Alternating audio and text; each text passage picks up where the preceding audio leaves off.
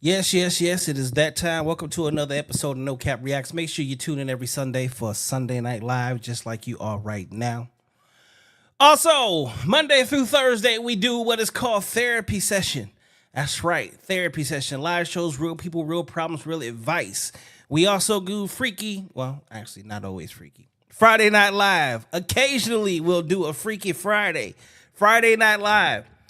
Here at No Cap Reacts, we make sure we show you and introduce you to new business owners, new artists, new models, and just all day, everyday average people where we have real conversations. Also, make sure you hit hustlefit.com. Go ahead and get your merch as well as the latest from HustleFit, the clothing line. We got men, women, and children's clothing available to you. 24 hours, 7 days a week, right there at hustlefit.com. Get yours. Ladies and gentlemen, definitely want to say thank you for tuning in to another episode of No Cap Reacts. I'm your man, Bailey, a.k.a. Mr. Go Get 'em. And we are back in the building. And tonight, as y'all can see behind me, we have our special guest.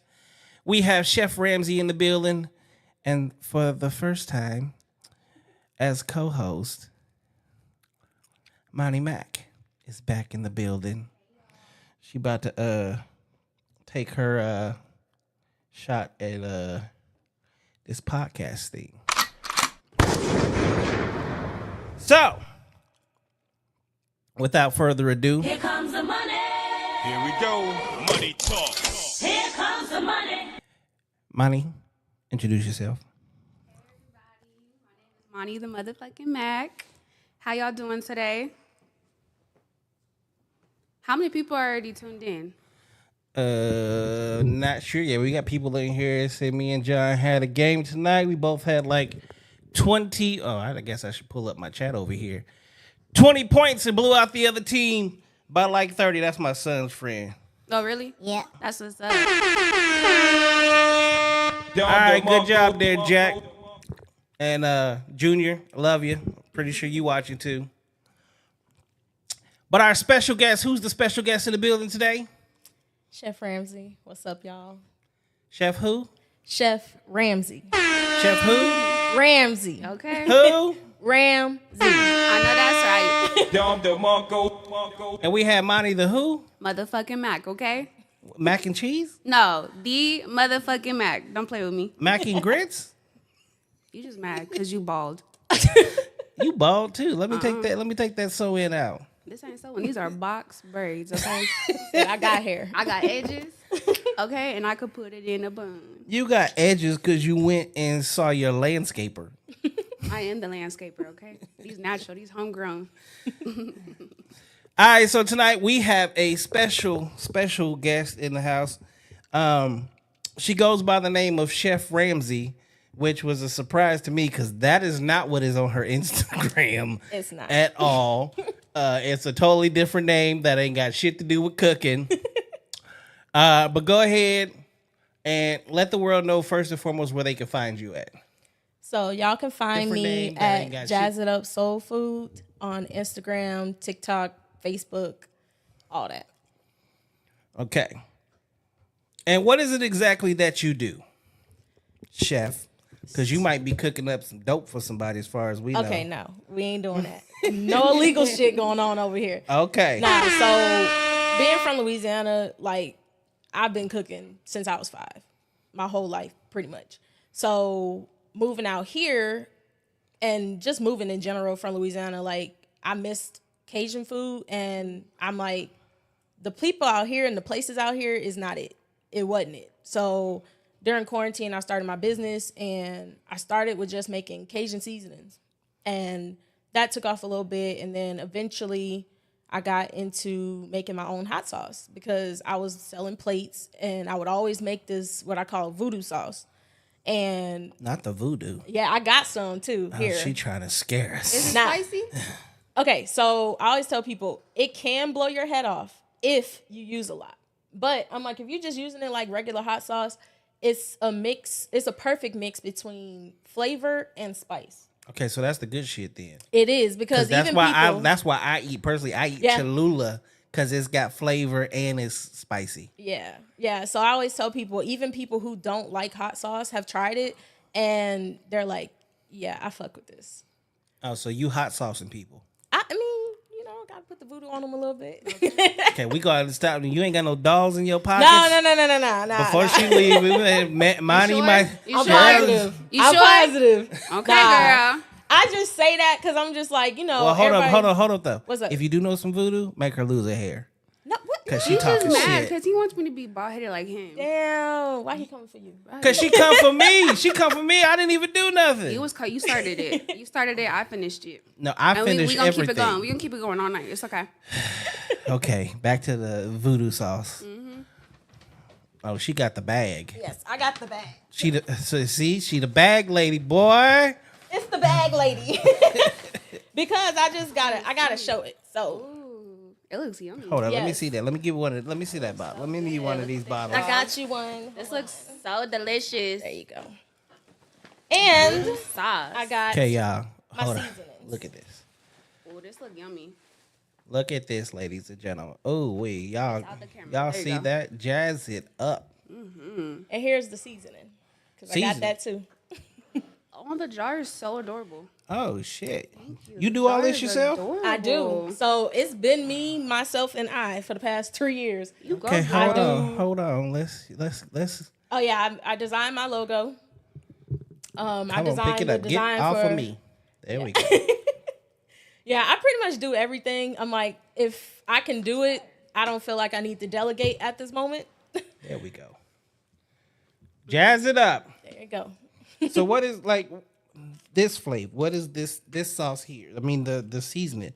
What flavor is that? So I have two. I have original Cajun seasoning, which I could just kind of think of as like all purpose. And I'm like, the other one is as well, but some people don't Ooh, like this spicy. shit smell good.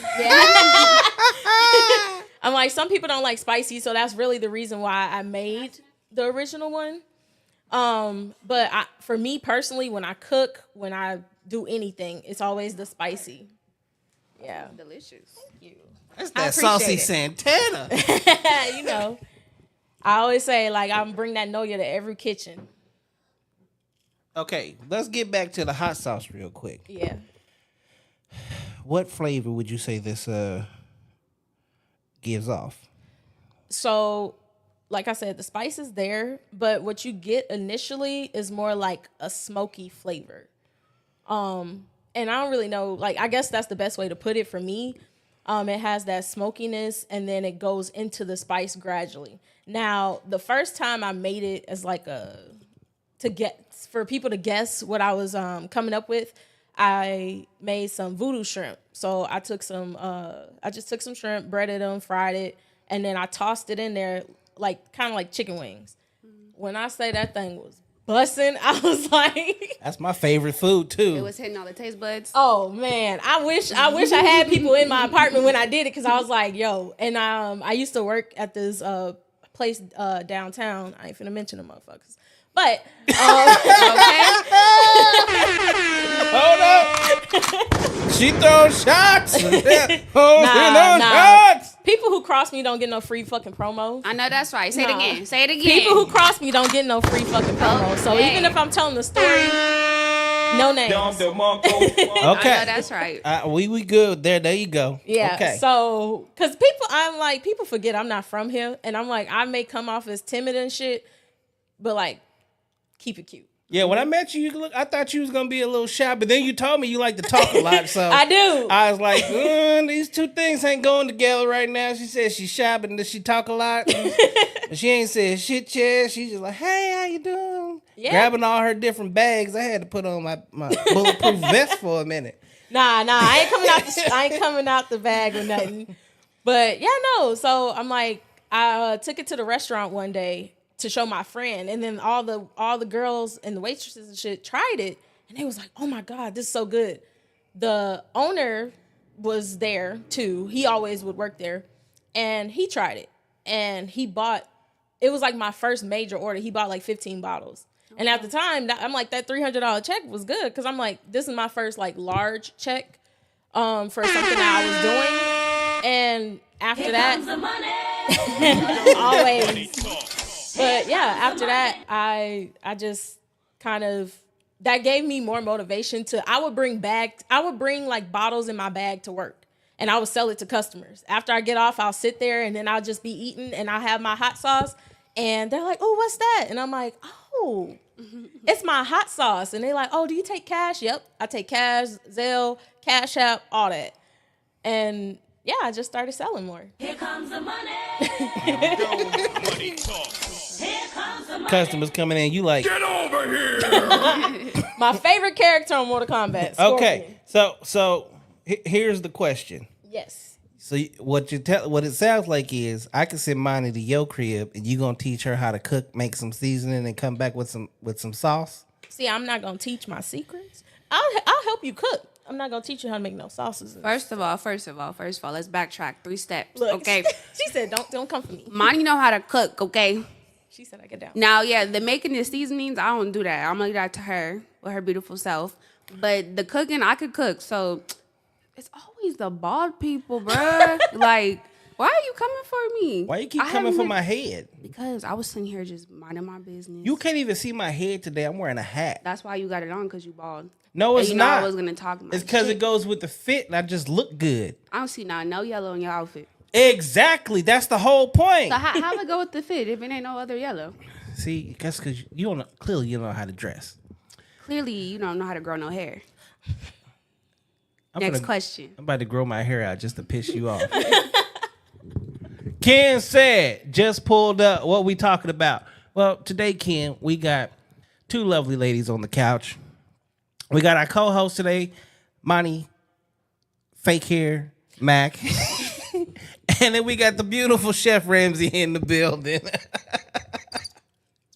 And we got our host. No, you hear the bald-headed. crickets? The crickets is talking for you. No. Yeah, I knew she was going to say You had your time to comfort. It's okay. No, it's okay. Keep going. I'm gonna get you in a little bit when you least expecting it. So let me ask you, Chef Ramsey, Yes. how old? Let's take this back. Okay. Okay. Tell us about your childhood growing up in Louisiana. Oh, I loved it. It was like, I remember my childhood from pretty early on, but even when I was in school and going through everyday life, it always felt like summer. Like I was always outside riding my bike, skating, playing with kids or something. And where I live, because I ain't live in no ghetto. Like I wasn't in the ninth You're not ward. from the hood. You're not from the wards. Nah. I ain't never. No. People probably gonna come for me for this, but shut the fuck up. Because BG just got out. I thought maybe He he wanted to did. go I cook him a seen meal. that. I said, give it up for my what? nigga BJ. Oh my God. But yeah, no, I'm like, people will come for me. I'm sure of it. But fuck y'all. I have never been to New Orleans. My mom is from there.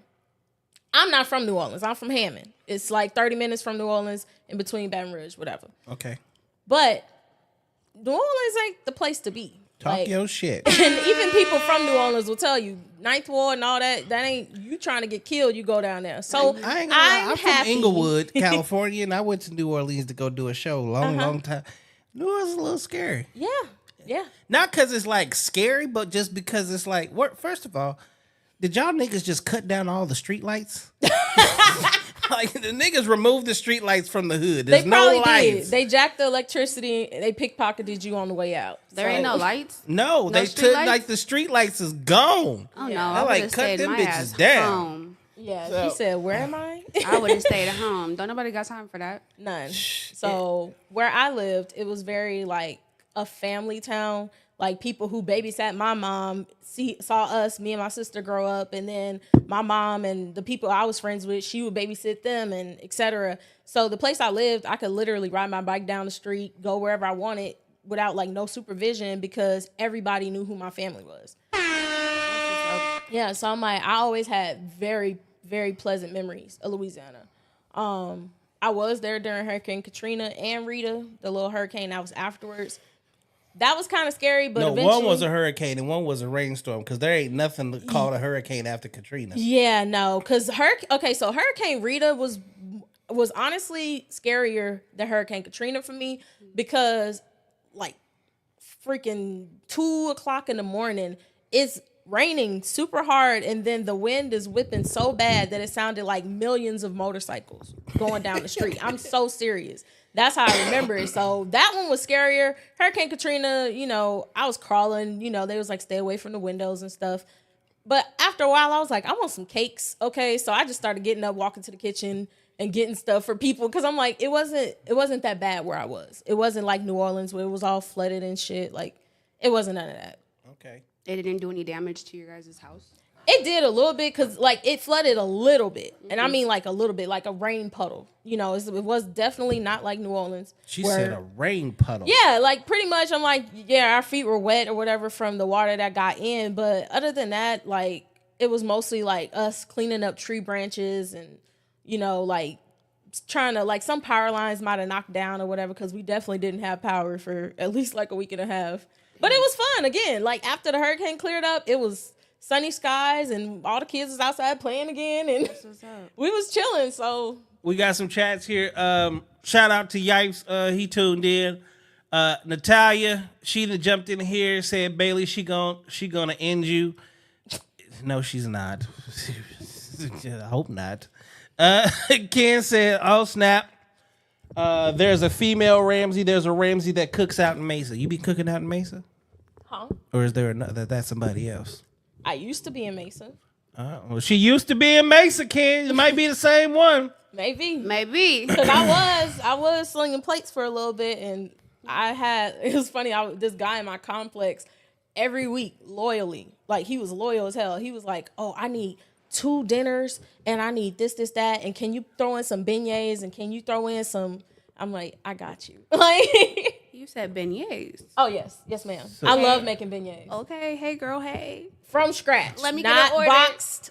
I don't make no box cakes. I don't do nothing from a box. All from scratch. Yipes said, hello, baddies. Hey, baby. Okay. Now, growing up in Louisiana, clearly making it through rainstorms, still cooking your ass off. Yes. Okay. When did you, like, how old were you? No. Who introduced you to the kitchen? Honestly, it would be my grandma. It's always grandma. So the reason for that is because my mom was in the military, Okay. and so she was overseas a lot when I lived in Louisiana when I was younger. So like around the age of 5, I'm like I was always in the kitchen because I was always eating. Like my grandma was feeding me. Okay. So like at the age of 5, I started baking, and we have this family recipe for a 7-Up cake. And 7-Up cake. Yeah. Like the soda? Yep. You never had 7-Up cake before? It's so I've delicious. heard of it, but I ain't never Nah, had it. it's fire. delicious. And don't nobody talk about it. So you can make one? Oh, absolutely. It's because we're in Arizona. No, I'm from Los Angeles. My family from Mississippi. Why you No, coming I'm for talking me? about nobody talks about it out here because we're from Arizona. Yeah. But no, they don't talk about it in St. Louis either. Cause I'm We're like, not in I don't- St. Louis. We're in Arizona. But that's where I was at before I was here.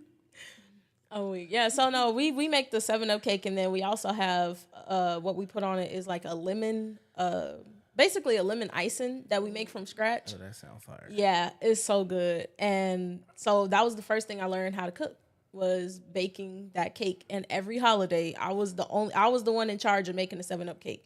And then eventually through middle school, I started to want to cook more. Like I still wanted to cook from childhood, but I was begging to be I was like, "Mama, please let me cook this," or like show me how to make this. And my mom would show me, and she was always in the kitchen. That's why I'm like, I don't measure nothing I cook.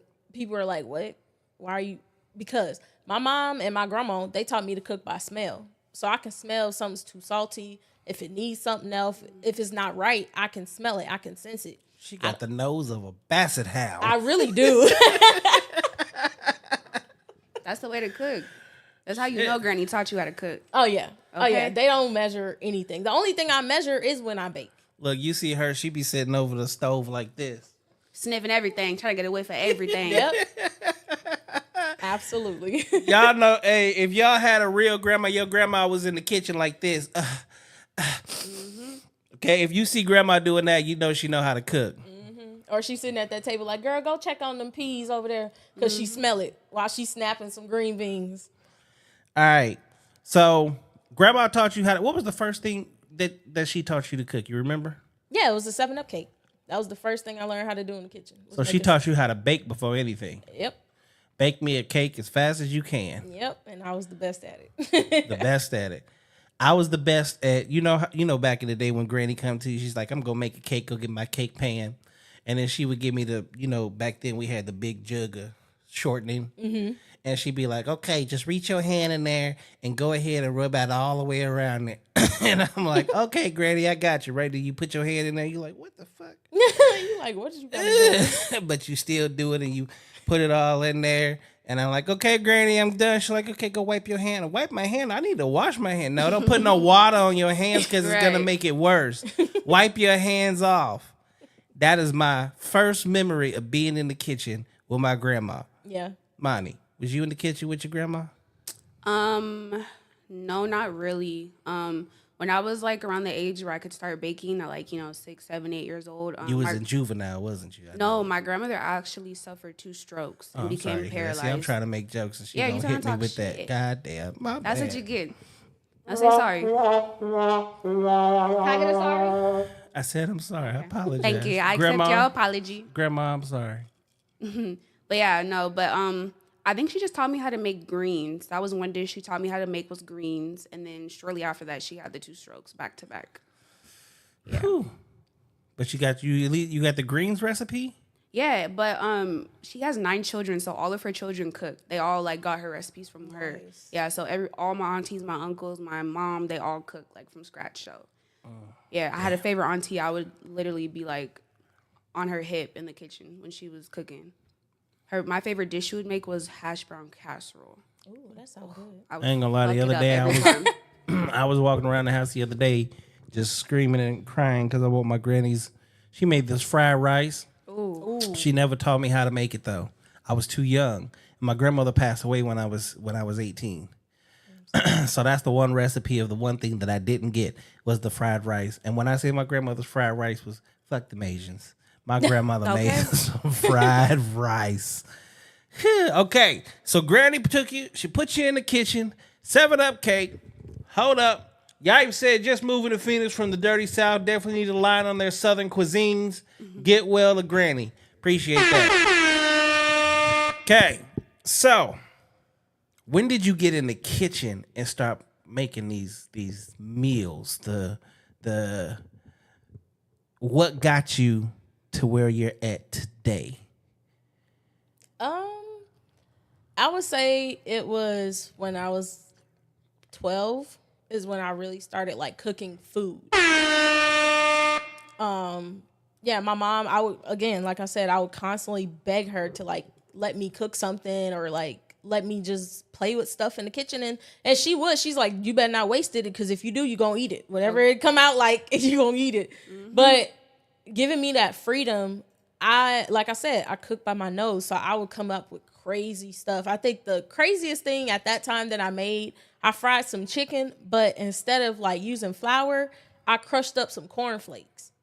And I was like, but that's good. I know, but I'm like, I was 13 when I did that. No one had ever done that. Everybody, it's the batter, the double dip, whatever. I was like, oh, I want to try that because maybe it'll fry good and then it'll get like crispy or whatever. It was perfect. And I was like, oh my God. And then eventually over time, I started, because I love shrimp fried rice. Like, absolutely love shrimp fried rice. That's my shrimp is the way to my heart. That's all. Look. So a couple years ago, I cut out all meat. Ooh. I did that for 3.5 years. Up until my mama passed. Boy, best damn thing I ever did in my life. After about 2 weeks, though, I was sitting there, I was like, I don't miss chicken. I don't miss steak. I don't eat no fish as is. But if I don't get some shrimp right now, I'm going to kill somebody. That's the only thing that I would eat. Shrimp. I don't know what it is. It's fire. Yeah, that's my. You don't like shrimp? Do you like seafood? No, not really. I'll eat some crocodile. No, fried alligator. Fried alligator. Now that's fire I too. would devour Gator tail. some. Yes, I would devour some alligator, and I would devour some squid, Calamari. calamari, same shit. No, You Yeah, can't. either way, it's gonna get devoured. Okay, it's gonna get devoured, and some salmon. Everything else, I don't really mess with. I don't care about salmon. Fish. I smell that. Just go. But you'll eat shrimp. Yep, all day till the day I die. Interesting. Interesting. Grayson said calamari. Thank you for tuning in, sir. So, what do you think is your specialty meal?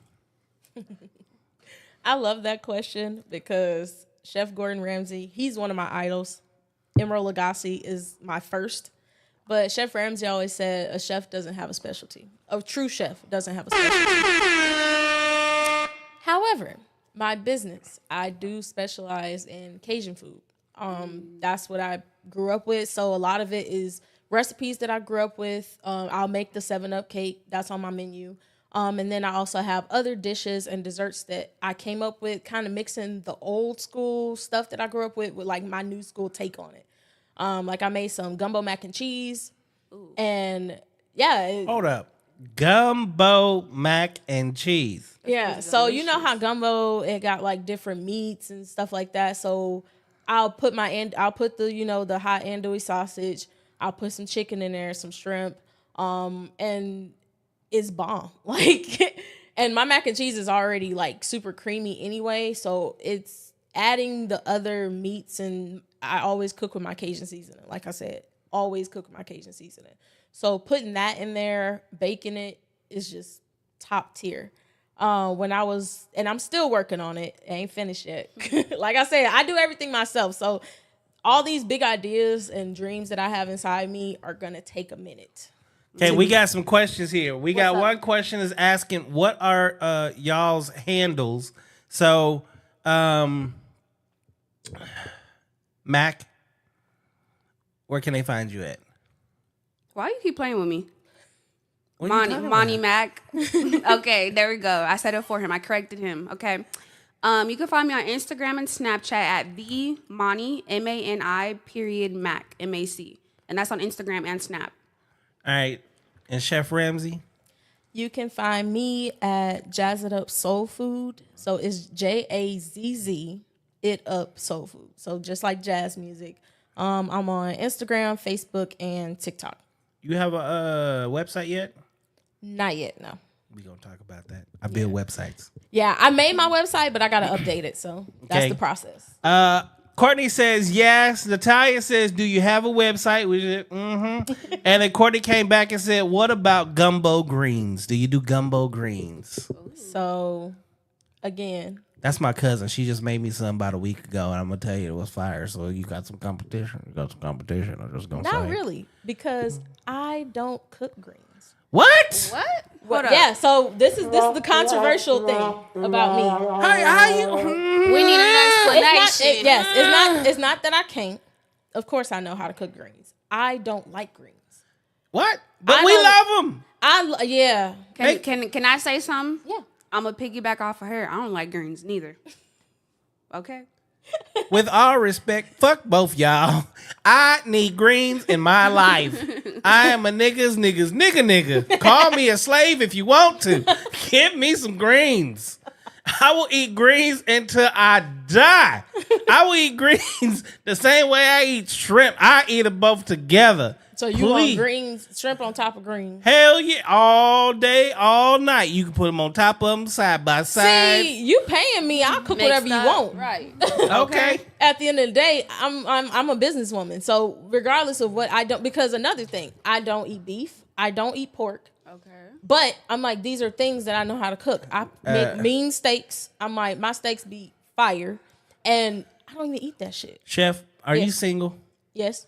Okay. Yipes, yes, she's single. He says, damn, with a whole lot of ends. I love red smile. Oh my God. Thank you. She is beautiful. She beautiful. And you can't really see her on the bottom half, but she thick, y'all. Yo. She fine. She bad. Hey, I don't know who her parents was, but one of them must have been cornbread. And you know what's funny? One of my merch, I designed something a while ago that I'm gonna probably put out next summer. Oh, well, I do merch. Yeah, we gonna talk. Yeah, I told you. But it say cornbread fed. Okay. Cause I always tell people that I'm like, I'm Fuck cornbread fed, fed. baby. You was cornbread raised. Something. She Grayson fine, says, y'all. "Stand up, please." Oh Lord, can they even see me? Yeah, I the mean, camera I can right make. there. Hold on, I can make sure they really see you. Stand worth up. Go it. It's ahead. worth it, Stand up. Wrong way. There y'all go, ladies and gentlemen. Look, she did a side pose anyway. okay. Yeah, she got cake. She ain't just baking the motherfucker. And that's all real. Yeah. All real. Homegrown. She look good. Louisiana grown. For real. Shit. As she sips her water. Look, by the time you get done doing this, Jada says, shout out to my sissy Chef Ramsey. Okay. Thick is always a bonus, but the smile is priceless. Grayson said, Lord. Okay. All right, niggas, y'all. Distracted. Actually, well, let's go ahead and do what we should be doing anyway, because it is Sunday. So it's time we go ahead and open up the phone lines. I think they done heard enough over here where they can go ahead and call in and they can ask you some real deal questions. And if y'all want to put an order in, Okay. she is right here. You can go ahead and make your special request, find out what she does do and what she doesn't do and anything else under the sun. So give me just a moment as I get the phone lines up. Ladies, y'all can go ahead and chat while I do what I do. We should have we should bring her back one day and have like a taste test shit. Something like that. You know what I mean?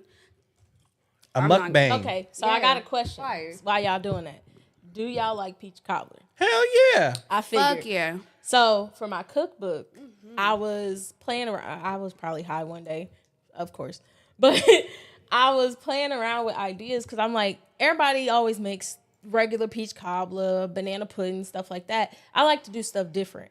So I was like, okay, what 2 desserts can I put together to create like a fusion out of Taste Bomb? Girl, no, you didn't. I don't know what you finna say, but girl, no, you didn't. What you put together? I put together peach cobbler and tiramisu. Ooh. But it ain't made like, because I don't like coffee. So that coffee taste ain't in there. It's, My cousin Courtney said, I'll be a judge. Hell yeah. Natalia said, Let's mukbang, mukbang. I got you. Hey, y'all, phone lines are now open. Oh, yeah. Gotta be so fire to smoke before. Phone number is 602-736-6660. Again, 602-736-6660. Y'all can call in and ask the lovely ladies questions. Everything that you can think of under the sun. Grayson said, what's the best way to make snapper? You cook snapper? I have. Look, you don't look like you a fan. I don't What's do fish. snapper? It's It's a fish. fish. Oh, I ain't gonna know none about that. I feel like for fish like that, I always would cook it in a cast iron. I feel like it gives it a better flake. And also I feel like you can always incorporate a lot more flavor in a cast iron skillet. So I would just say to cook it that way. Now seasoning and all that, that's up to you, because like I don't use table salt. I use pink Himalayan salt for everything. That's so I'm like, fire too. Yeah. Yeah, I try my hardest to stick to Dr. Sebi's alkaline list as much I as I got can. his cookbook. Yeah. He's fire. Yeah. All his recipes fire. Yeah. I'm like I don't trust a lot of shit. I'm a conspiracy theorist. That's a whole nother part of me. But I'm like, there's a lot of like man-made fruits and vegetables and shit that I don't eat because of that list. Because I didn't know. I'm like, but when you know better, you do better. So What fruits you don't eat? Or what fruits aren't good for you? honestly, it's crazy because it's my favorite fruit. Apples aren't good for you.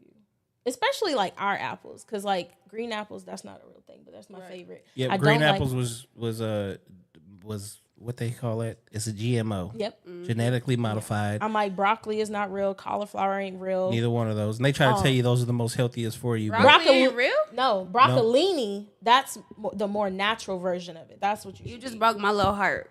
Girl, I fuck No, up some but- broccoli in a heartbeat. But broccolini is it's skinnier. It's the same thing, but it's yeah. smaller. But that's Okay. how it's supposed to be. Like that's on. I know Okay. that's one thing that's on his list. I believe. Watermelon. So there's Seeded. Always correct. seeded. If the watermelon is not seeds, if it has no seeds in it, it's not real watermelon. And when you cut into it, you see like these little swirly like things, like it don't even make any sense. So like right now, or for like the last month and a half, I've been doing. Well, the first 72 hours I did watermelon only, which was amazing. But honestly, I felt a little out of sorts because eating watermelon alone, you're basically eating like every 2 hours, and I hate to eat, period. Why? Because eating I like to eat one big meal and call it a day. I could do that for the rest of my life. Gotcha. Intermittent fasting, heavenly. But with You eat watermelon, one meal a day. yeah. How big is the meal? Well, believe I'm it not or- even trying to talk shit. I'm Okay. I'm I was asking like- for specific. No, the crazy part is I don't even eat a lot. As much people think I eat like a lot of food, I guarantee both of y'all can out eat me. Guaranteed. I don't think so. I'm pretty sure I could. Yeah. You want to make a bet? I probably couldn't. I eat like, I just do smoothies mainly. I maybe eat like a full meal, like once every like 2 to 3 days. See, I'm back on my smoothie kick too. So in the mornings, I do watermelon and pineapple. Oh, that sounds good. I do a half a scoop of my vanilla protein powder, black seed oil, and apple cider vinegar, and that will make sure I don't eat till 3-4 o'clock in the afternoon. Okay, that makes sense. It sounds yummy though. I use pea protein. It tastes nasty, but I'm like, with what I mix it with, Yeah, you I can't taste it. Yeah.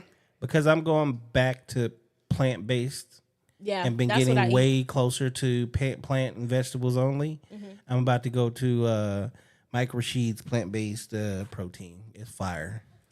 Good for you. Maybe it'll grow your hair back or something. You know, I knew the shade was coming. It'll do something slight for you. That's why you broke a nail, motherfucker. It's Show gonna them be fixed, nails. All 10 of them. though. Next question. All right, so are you doing plates and thing? Are you like what are you doing right now that the world can get a hold of? Right now, it's just the seasonings and the hot sauce. I am currently collaborating with a friend of mine to put together like a networking event that we'll be doing, and I'll be catering it all. And it's gonna be like gala style, so it's gonna be like, nice business attire and just like a good positive environment. As far as food goes, I am starting to take catering request again. I need you to do meal preps. Yes, yes. that is another thing that I really want to do, and it's crazy because I was like, the thing that I feel like is a holdup for me right now is I know how to do so much stuff, and I have no pictures to show for it. So I was looking for Photographer. Huh? Photographer. It's like, I don't know how to explain it, but it's basically lack of content. And I was like, for exchange of me getting pictures, I wanted to give somebody, a single person, not nobody with kids, and I'm not discriminating. It's just particular. He got kids. He don't count. Put your hand down. Yes, I don't do. got no kids. I ain't got money. Don't got no kids. I want a single serving, single person size so that I can get pictures, and then you get free food out of it. Like you ain't gotta pay for nothing. I just need somebody who will basically be that like test client. Okay, well for we'll do Network this. I sign up. No, no. Chill out. I got your back. I'm right here. Monty can do Monty, you can have the food. Okay. Okay, but I'll come take the pictures. Perfect. Because you Sounds see like a everything that's in here. All this Yes. is this mobile. Take it off. Got it. I have you in there like So swimwear. if you do want meal prep, if you do want catering, or you got an event that you're throwing, or a birthday, or a private dinner, Birthday, bar anything. mitzvahs, anything, weddings. Baby showers. Everybody and their mama pregnant right now. Yeah, all y'all Okay. pregnant asses, I can cook y'all the best shit. Y'all know y'all hungry too. You and the baby. Chats is Eat going for crazy. Facebook is live right now. Hold up. What they talking about? They saying they make it in the lab a lot too. Made meat now too. I know. Yeah, Yipes said bananas, pineapples, broccoli, celery, asparagus, cauliflower, cabbage, spinach, beans, and corn. Pineapples is actually of the earth. I've been to the farm in Hawaii. But there's different, like the Dole? ones we have here is different. Yeah, I only eat Dole pineapples because I know that it comes from Hawaii off they motherfucking. Although most of that shit just burned up in that fire. Let's see. Not where the plantation is. Oh Lord. You supposed to eat one meal a day because it naturally takes the body 24 hours to digest a meal. She clowning. Fuck you. I'm new to the city, therefore the best candidate. Sign me up now. You're not a photographer, nigga. We get this. She said she need pictures for food. I'm not gonna eat the food, so I'll eat it. I'll take my bald headed friend back there with me. You the bald headed friend. Don't play with me. Y'all are funny. I'm gonna buy But- you a new wig. I'm gonna buy you the new wig. I don't Okay. wear wigs or toupees. You need to. I'm sexy and bald. Your forehead go all the way back to your neck. That's not a forehead. And you still got the debit or credit little slot in the back of your neck. It look a little deeper than last time. That's just because it Way makes, deeper. Because I'm rich. How about that? It's where I hold my cards. I'm gonna spare you. I feel like being nice today. It's okay. Yeah, no, I just shut you up. That's why. I'll give it to you. I'll give wasn't it to you. expecting I'll that. give it to you. Okay, so again, Ramsey, where can they find you when they need to find you? If you need to find me to get a request or anything or follow me, support me, it is Instagram, TikTok, Facebook at Jazz It Up Soul Food. All right, and Yipes came back, said if the food doesn't provide any seeds to reproduce, it's not a natural product. Pineapples don't provide a seed. No, she's clowning. All right. What would you like them to know about you that they wouldn't know? Honestly, a lot of people, I've been out here 6 years. A lot of people don't know me that think they do. You see the way she said that? She's like, you don't know me the way you think you do. Nah, Fuck with me. So the reason I say that is when I finally actually stepped outside, I know where I've met people based on the name that they call me. I'm like, a lot of people do not refer to me as Jasmine, which is my name, because I don't introduce myself like that. Like, that's a whole nother side of me. That Yeah, because I people didn't find can't- out your name was Jasmine. It's like, what name do you want me to put on the flyer? Because it it's was- Chef Ramsey. Don't call me Chef Jazz. No, put some respect on my name. No, It's but Chef I'm Ramsey. just saying, when I saw you, like, your IG handle Yeah. versus the name that's on the flyer versus this is my real name, I was like, damn, she got 3 personalities. Yeah, basically. Okay. So what he's referring to, my name is Jazz Meet Harley 28 on Instagram. And the reason for that is because Harley Quinn, I love her, and she's basically my alter ego. Okay.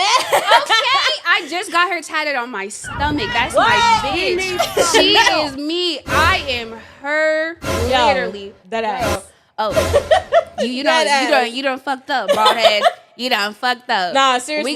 We got a link outside For of sure. this, cause girl. Okay, so this is where I need to probably leave because they both toxic as shit. Multiple personalities. Mama, help me. You good. How many personalities you got? I want to say 4, and that's just including Jasmine. I got 3. So there's 8 of us in here right now? Yep. Yeah.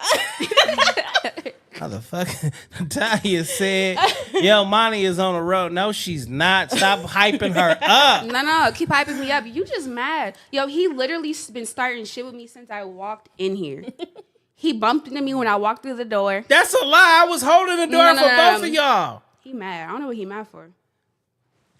I was in a good mood, boy. My cousin was over here. We was eating good. I know Grow- y'all grow- smell the aroma of this Grow room. a hairline, then we could talk.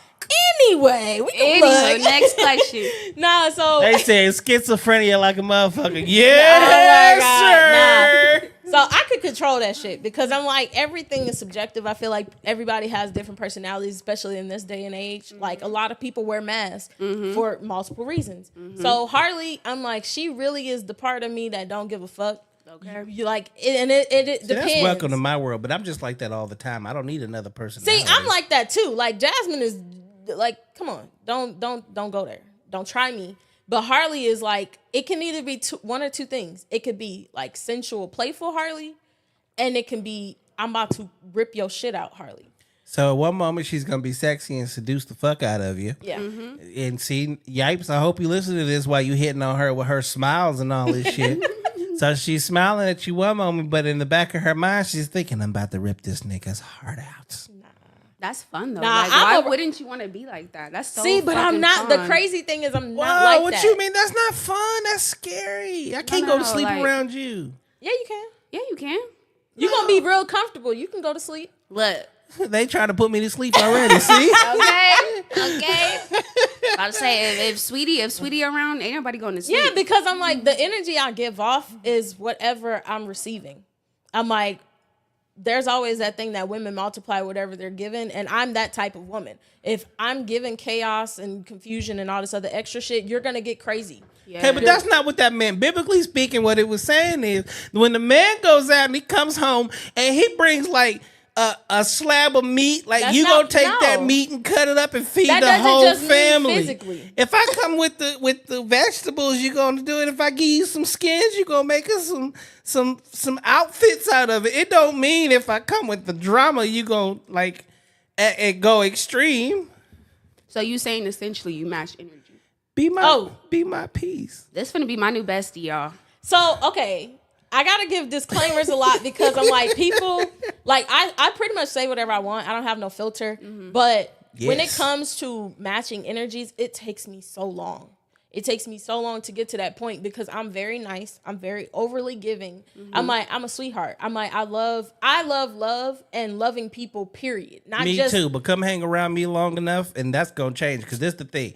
If I see you with some bullshit energy, I'm gonna give you that shit right back. I'm gonna be a mirror. How you gonna say that? You get bullshit energy, you offer it. You a goddamn lie. I'm just talking my shit. I'm a bear, so I can't give said bull I'm a teddy anything. Yeah, Thank you can. But yeah, Okay. I'm real cool until you push me to that point where I don't gotta be cool. Exactly. You know how to act. I do Until provoked. because I'm real ladylike. I'm very submissive, but at the same time I'm real dominant. And if you bring that out of me, like that's up to you because I'm like I don't want to be dominant all the time. Okay. Say it again one more Okay, time. Yipes said, I'm listening, Red.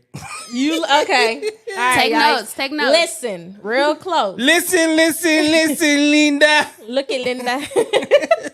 Because a lot of people like they want to talk to me and they want to approach me or whatever, business, personal, friendships, it don't matter.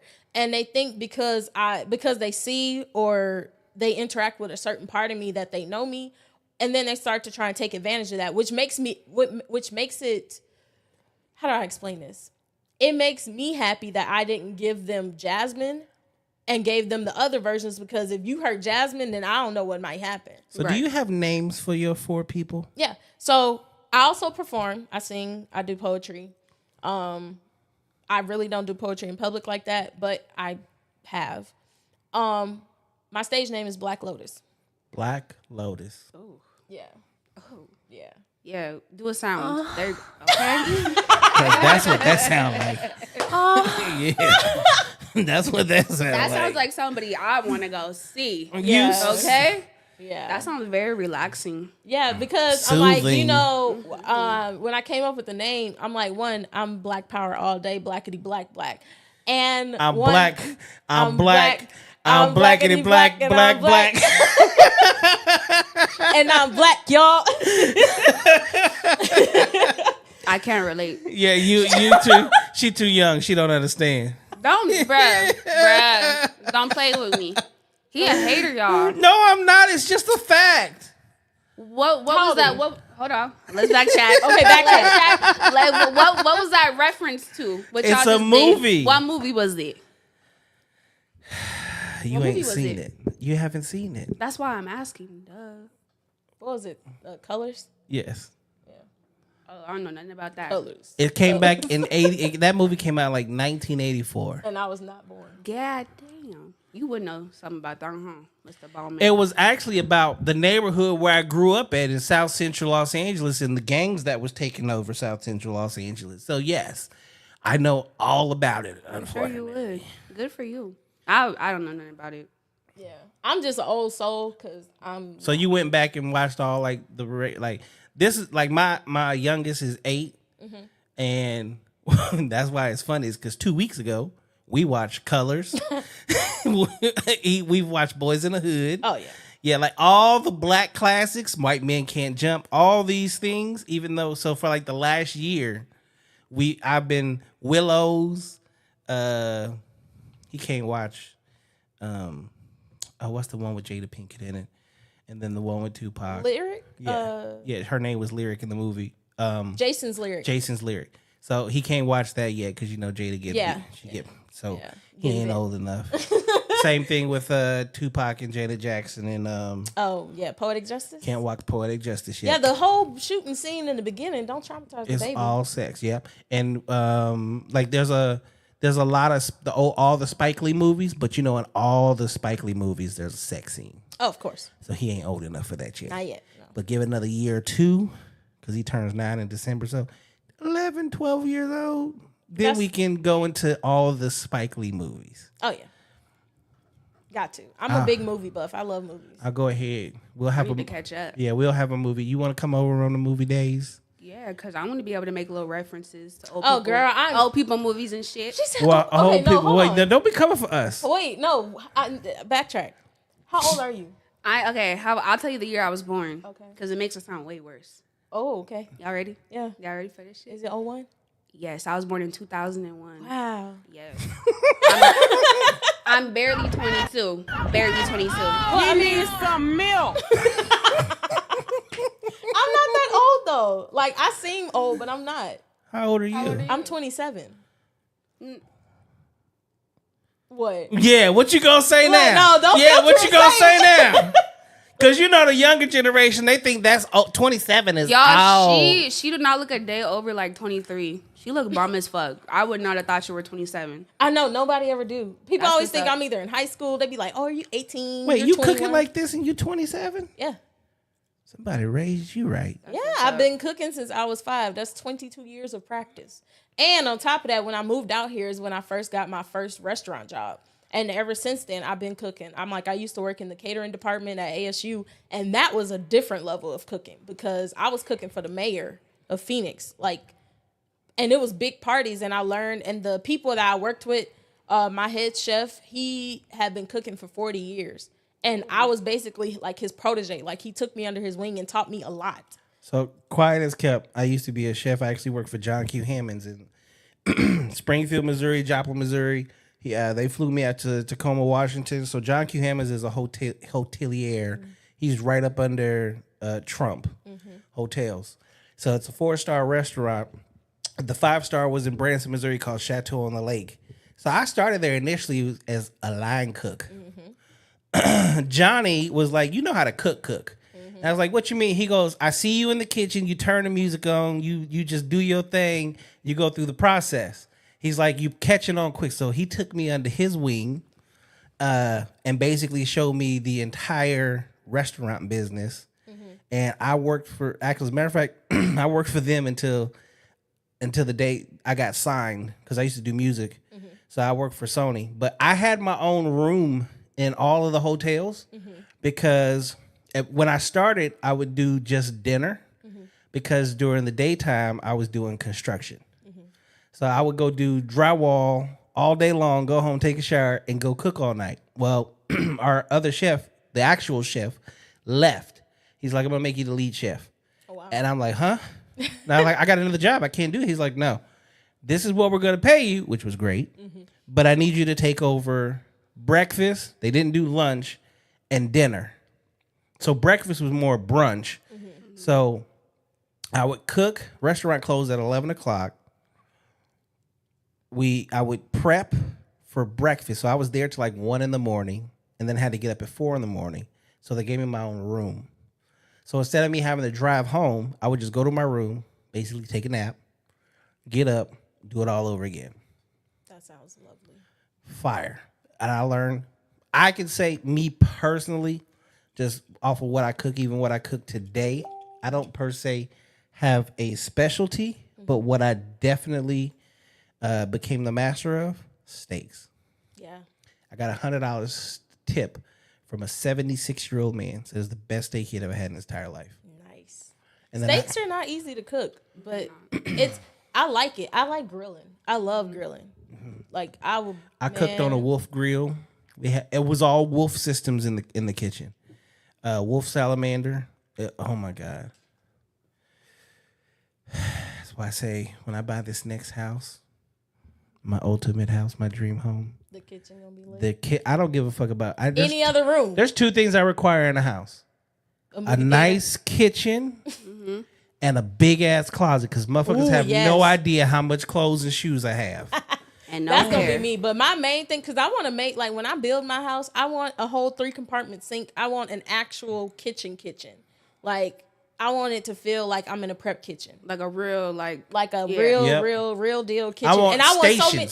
Yes. I need my kitchen to have stations. Yes, because organization, man. Yep. If you cook, you have stations. This is your meat station. This where you do your vegetables. Prep. Yep, like you know, because food cross contamination is real. It's a big ass thing. So, and you have no idea. Two, when you only put your steaks in one place and your poultry in another place, you don't never get the other feeling of like what I have two.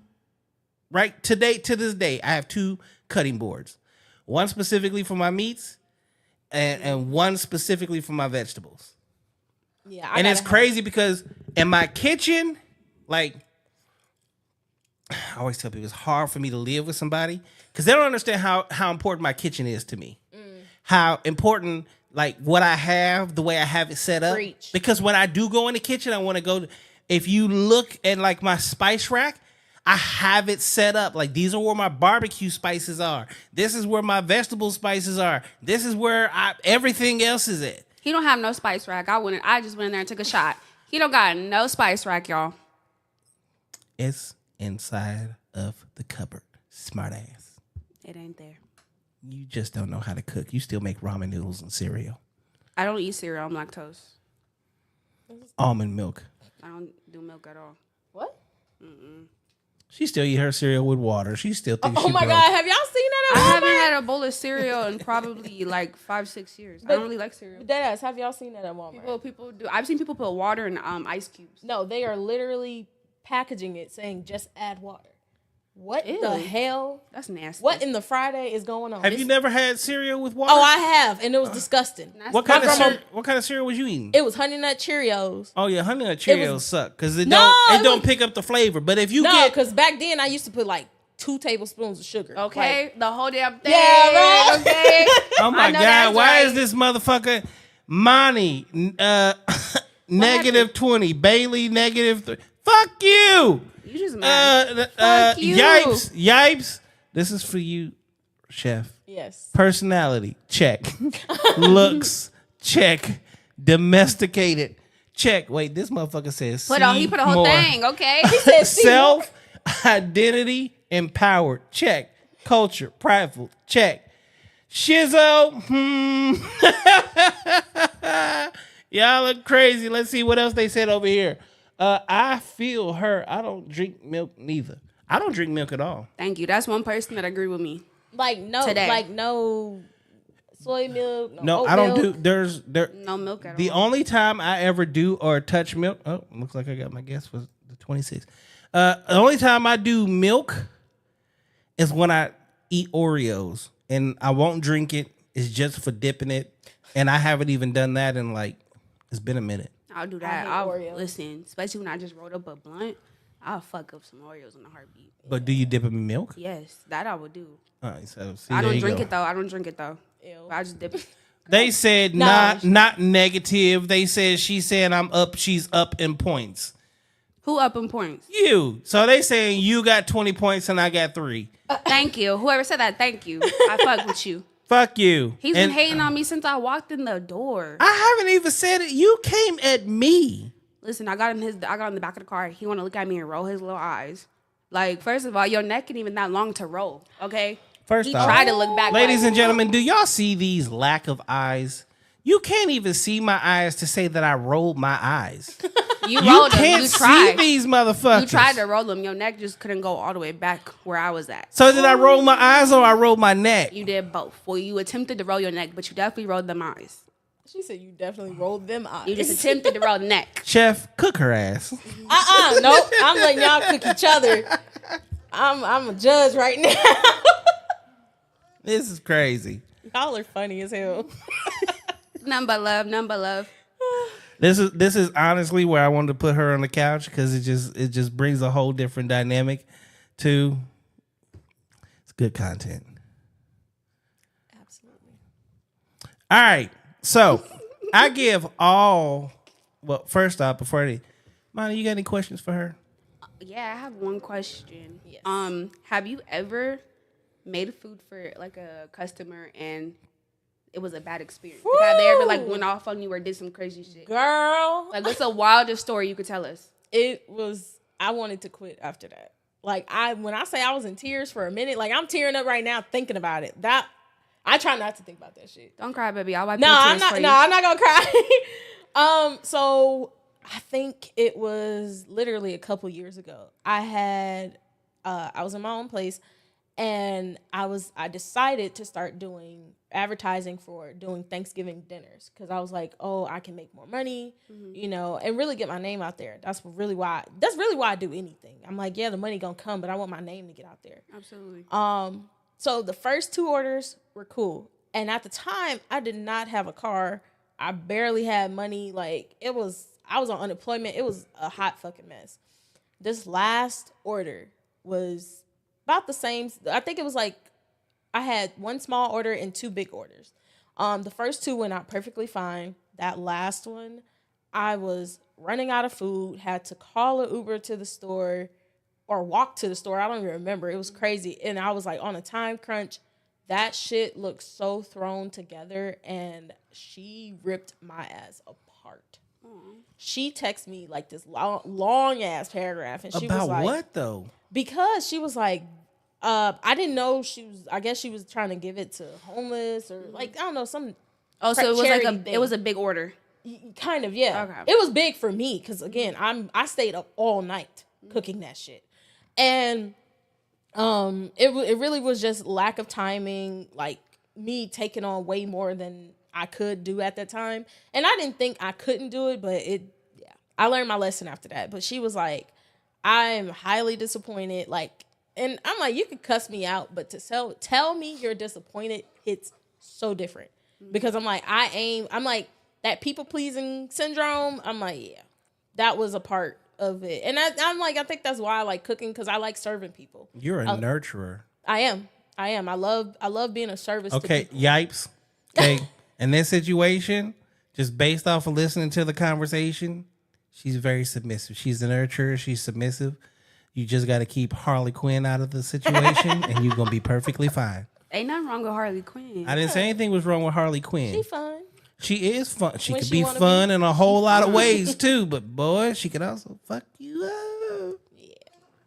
But yeah, I'm like, when So she don't make told her me she mad. was disappointed and that she had to go and buy new containers to put the stuff in to make it look more presentable. Ooh. And she was never doing, she was mad I wasted her time, and like, it was a whole, like, I mean, she ripped me a Is new this one. after she paid you or before she paid you? This is after.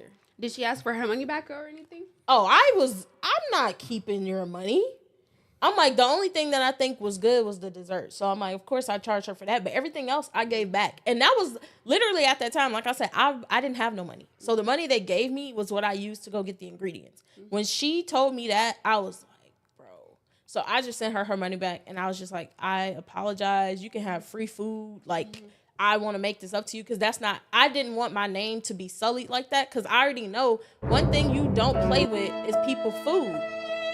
Like, not the sad music. He's so dramatic. It's a sad No, story. it really is because I was hurt that that's what I presented to her. And I was just like, I just want to make it up to you. And she was like, no, thank you. And I was like, damn, okay. And my mom was like, oh, it's okay. I'm like, it's not okay. Like, don't try and make this okay. Because I put myself on a pedestal that I want to have the best quality food. I want to have the best experience. You killed this lady. Yeah. She flatlined. She did. Fuck her. You just mean for no reason. I'm not mean. It's like because people be playing with people too. Like I don't like when people play with people. Like you tried your best. You tried your hardest. You didn't have to be fucking rude. Oh no, she was like, you know, those because and it was a black person too, a black lady. She was that professional, like how she typed that. It was like you just got told off professionally. Like she wasn't cussing me out, wasn't ratcheting or nothing, but that made it even worse because I'm like, oh, you carrying the fuck out of this text before you sent it, and I was like, damn, I felt that. She proofread the text. Oh, she had periods, commas, punctuations, all of it. That sounds serious. No, she was serious. She was mad serious, and I was just like, I was heartbroken. But I'm like, everything that I've experienced negatively, like I take it to heart because this is my baby. Like, I have been actively planning my business since the 7th grade. Like, 7th grade. Actively planning it, trying to figure out what I want to do, how to do stuff, how to do business and all these different things. And legitimize myself over the years. And to finally be in a position that I wanted to be in and not deliver the way that I know I can, I was hurt. I was like, yo, hang it up. Hang it up, kid. Like, I'm sorry you had to go through that, but kudos for you for not letting that like fuck up your plans. You still kept going. Yeah, it took a minute for me to bounce back, but I'm like every failure is just a learning lesson. Yeah, don't let nobody steal your sunshine. Yeah.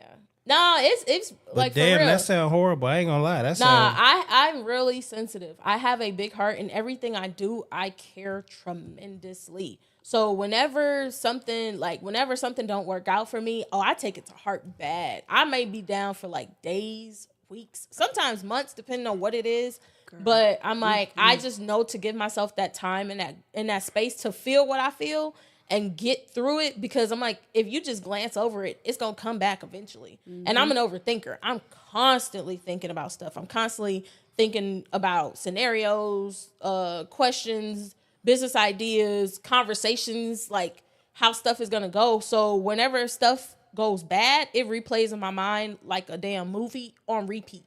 And so I have to give myself that time to get it out of my system. So that way when I do bounce back, my focus is not on the past. It's not on, oh, well, you fucked up 2 years ago. So nah, I'm worried about what I'm doing next.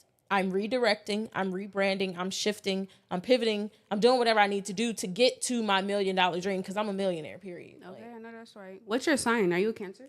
I'm not. Are you? What's your sign? Yeah. Yeah, motherfucking Cancers. Wait. Hold on, wait a minute. What's wrong with Cancers? Nah. Okay, so I got fucked over by 2 Cancers. And I'm like, I'm not gonna put all of y'all on that because I'm really cool with the reason why I said that is because I really like Cancers. Like I'm like y'all, we gravitate to each other in a like annoying way. It's like, bitch, you get on my nerves, but I love you. Like, so it's kind of like that. But I just had bad experiences with Cancers. But I always seem to attract Cancers and Leos. Oh wow. But no, I am an Aries. Not all Cancers are bad, y'all. Yeah, nah. Because I know they not all signs are bad. Like I'm like, shit. It's a personal thing. Like it's person case to case. Like I'm big into zodiac signs, but I'm like, I'm not gonna be like, because you're a certain zodiac sign, I'm not gonna fuck with you. I'm just gonna watch you based on what I know. That's what's up. Because there's adults out there that be like, yeah, they be like, oh I no, can't bye. fuck with you. Like, yeah, how close minded are you? That's dumb because I'm like, not one. You got to. I'm like, because I'm like, I know my whole chart. Like, so you got to realize that the moon and the rising and all that does play a part of how you perceive somebody or how you experience somebody. So I'm like, I know me. Like me, I'm triple fire. I'm Aries, Leo, Sag in that order. That's a lot. That's why I'm very passionate about a lot of things. And I may come off like intimidating or aggressive, but I'm like, I'm just not. Like when I'm passionate about something, I get hyped and I'm like, I want to share it with people. But then sometimes people perceive that as like arrogant or they perceive it as like controlling or whatever. And I'm just like, no, I'm just passionate. People prejudge you. Oh Prejudge, yeah, absolutely. Girl. Absolutely. That's why I try not to judge people. I'm like, yeah, of course you're going to judge somebody like if they're getting close to you because you have to. You got to watch yourself. Like you got to watch people. Well, I'm double brown bear mixed with a little bit of panda. Mixed with a little bit of no neck. Fuck you. I don't need a neck. He started it, y'all. He started the bullshit. Oh my God. You keep Y'all saying are this so shit, funny. but I didn't do it. I'm sitting here minding my business, letting are y'all now, but have you girl wasn't talk. in the beginning. Oh my God, I'm telling you, I didn't even do nothing. Y'all see the abuse that I go through? What they talking about in the chat? Yeah, because I see them little chats going up, and I don't got my bifocals on. So Girl, what I that can't say? see for shit. Those that aren't. say? There's no new chats that have popped No up new as chats, of okay. yet. Okay. You're seeing what's popping up on the messenger because the guest for not this Tuesday but the following Tuesday. I see something popping up. Okay. Yeah, that's We'll get back to y'all if that's y'all the say messenger. anything. That's the messenger. See, that's what just popped up again. But yeah, I'm like, no, cancers are cool. I really do have good times with y'all. Y'all lit. I like y'all. Cause y'all like really y'all be like low key. Y'all be out the way, but then like when y'all outside, y'all outside.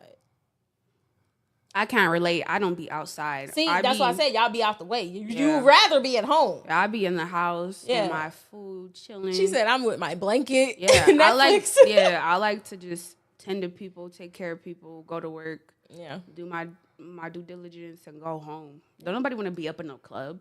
You're no. That's nasty. Ew. Nah. I did club promoting. Nasty. I promoted one event and I quit the night of the event. It is not for me. Nah. I wanna I be hate home. the clubs. Like I always Yeah. tell people, like I do Uber, and I always tell people, like you will not fucking catch me in Scottsdale. You won't catch me in the club. Period. I don't go to But Scottsdale at all. I hate Scottsdale? Scottsdale. It's I the people are so absolutely hate it. fake and just. Yo, I always tell people these people act like they're in a goddamn reality TV show. No. And I'm Not like, only that, this is the crazy part because I've seen it. You live in a 1-bedroom apartment that's Section 8. You drive a scuttle bucket. When I say a bucket, like it's a bucket. You just went and got you a $7 dress from Shein. Wait, no. Rainbow. Sheen is good. Don't play with don't Sheen play like with Rainbow, that. because this from Rainbow, this whole fit. Girl, and you look bomb. Nice and thick, beautiful, but no, She's put some said respect fuck on Rainbow. Sheen.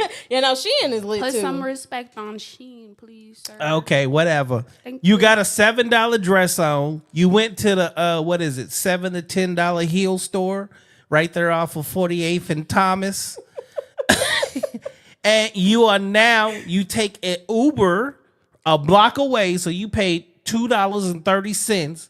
You got in the club line because this lady's getting free. You ain't got $2 to your name. So Okay. if a nigga don't buy you a drink, you can't drink. And you in there acting like you the bougiest, baddest mob ever. Wait, you left some parts out. They be having a little fucked up clip-on ponytail with no edges.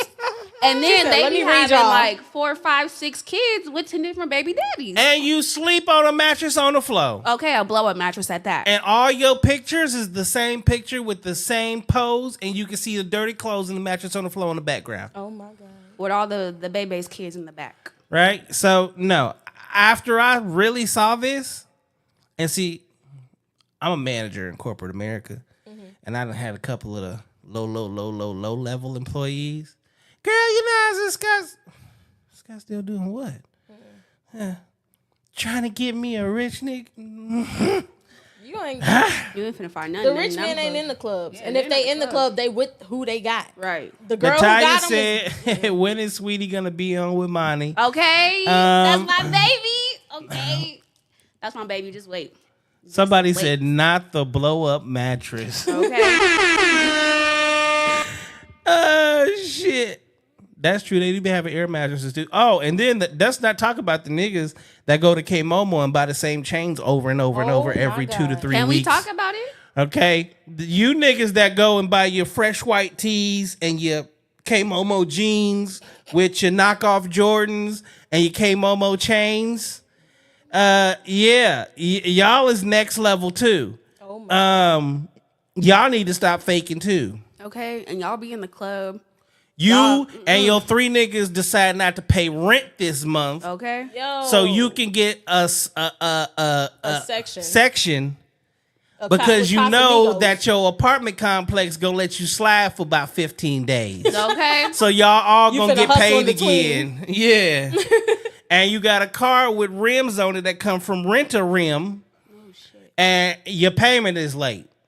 Your car just got towed. Yeah, I done seen niggas. Literally, I've seen a nigga car. His car got towed because of his rims. Oh my god. They owe back child support and everything. It's giving. You're sitting on your couch watching life go by. Literally. Not handling your responsibility. Ain't seen your 10 kids in like 6 years. He said, "K Momo." It's like, well, that's wild. Throwback. I didn't know dudes actually shopped at Kmart. Yeah, they got a whole man section, don't you? I know they do, but I've never. Every time I go in there, I've never. I want seen you a to think dude. about this. Think about all the niggas you seen walking around with South Pole, because that's the only place you could buy that shit. Or they still wearing lugs. Oh my god! Wow. So is K Momo like the new Gen X? Came up, no. So I can say I was a fan of Gen X because I like Gen X. Gen X had the tees. Yeah. The graphic Give me them tees was airbrushes. fire. And you can have your own shirt made. Yep. Gen X was the shit. Huge, big, ready. Boy, they had everything in it. Oh, yeah. I don't know nothing about that. You never been. You never went to Gen X? No. When I Oh, moved wow. here, I found out, like, I think a year before I moved here, that the last Gen X that was out here closed down. And I was mad because I'm like, bro, I used to go there because I used to step at my church. In St. Louis, I was killing Gen X. Yeah. In Memphis, I killed Gen X. When I first moved here, you had one in Mesa and one in Phoenix. I remember when the one in Mesa closed, I was like, what the fuck? I had to Google it to see if there was another one in the city. So I got a clothing line. Because, you know, if you go in Gen X enough, they get to know you. Yep. And I'm like, bro, you can see me. I You need know I'm 100 coming to shirts. buy. You know I'm coming to buy like a whole box of your shirts.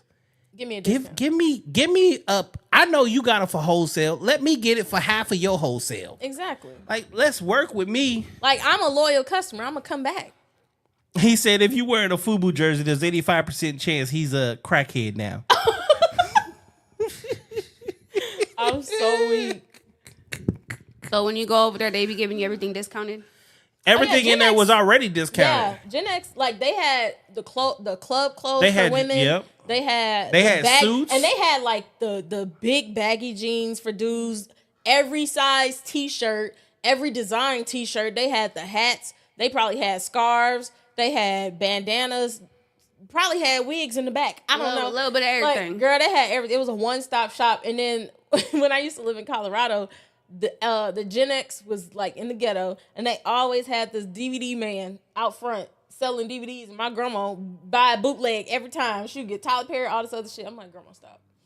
Why are you buying this shit? Like, I know about bootlegs. I know little shum. She said, About I them ain't that bootlegs. Yeah, I ain't not all that young, but bootlegs. it'd be crazy because I'm like me. That's why I asked you, because I'm like, I wouldn't have never thought 20, like early 20s. That's why I'm like, How old you think I was? She finna do my life, y'all. No. I thought you was like at least 25. 25? Okay. This the thing. You give off old soul energy. Yeah. I do. Yeah. You do. That's why I thought that. That's why technically I can fuck with you, because like you act like a grown person. You don't Technically, act you like, can't fuck with me because you don't even have a neck or a hairline. What is Mighty talking about? I'm gonna shoot you. So, but I appreciate the old soul thing. Appreciate it.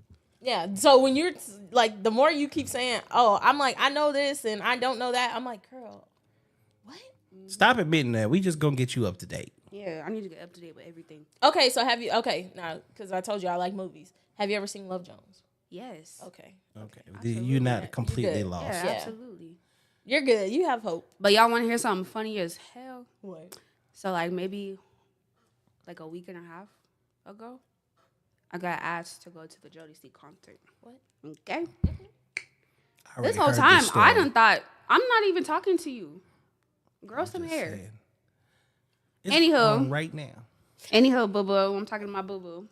You feel me? I thought whole time that Jodeci was one person. Oh. I don't know not one Jodeci song, and I got roasted. Don't do me. Do not press no button. Cause I saw you reaching for them damn buttons. So He needs some milk. I'm finna throw some water in the back of your neck. you know, Yeah, so I didn't know who Jodeci was. So you yeah, know who 112 is? no, You don't know who Well, you don't know who 112 is? nope. Do you know who Jagged Edge is? Yes. Okay, my wait, mom, wait. How do you know Jagged Edge but don't know My mom used to 112? play Jagged Edge all the time. But do you I know Drew who, Hill? No, Drew do you Hill, know no. Soul for Real? No. Oh my god, yes. I know some people. Like I know who like H-Town is, and How do you got H-Town but don't Right. know Soul for Real? Those No. go to... H-Town and Jodeci go together. How Really? you don't know Jodeci? I don't know. I don't Casey know. and JoJo? I've heard of them. Please. I've definitely heard of them. Rough Absolutely. Ends? Fuck no. Who that? What? She don't know Rough Ends. He said thought Jodeci was one person. Black did. card revoked. Oh my God, Rudy said, I bet she knows Paw Patrol.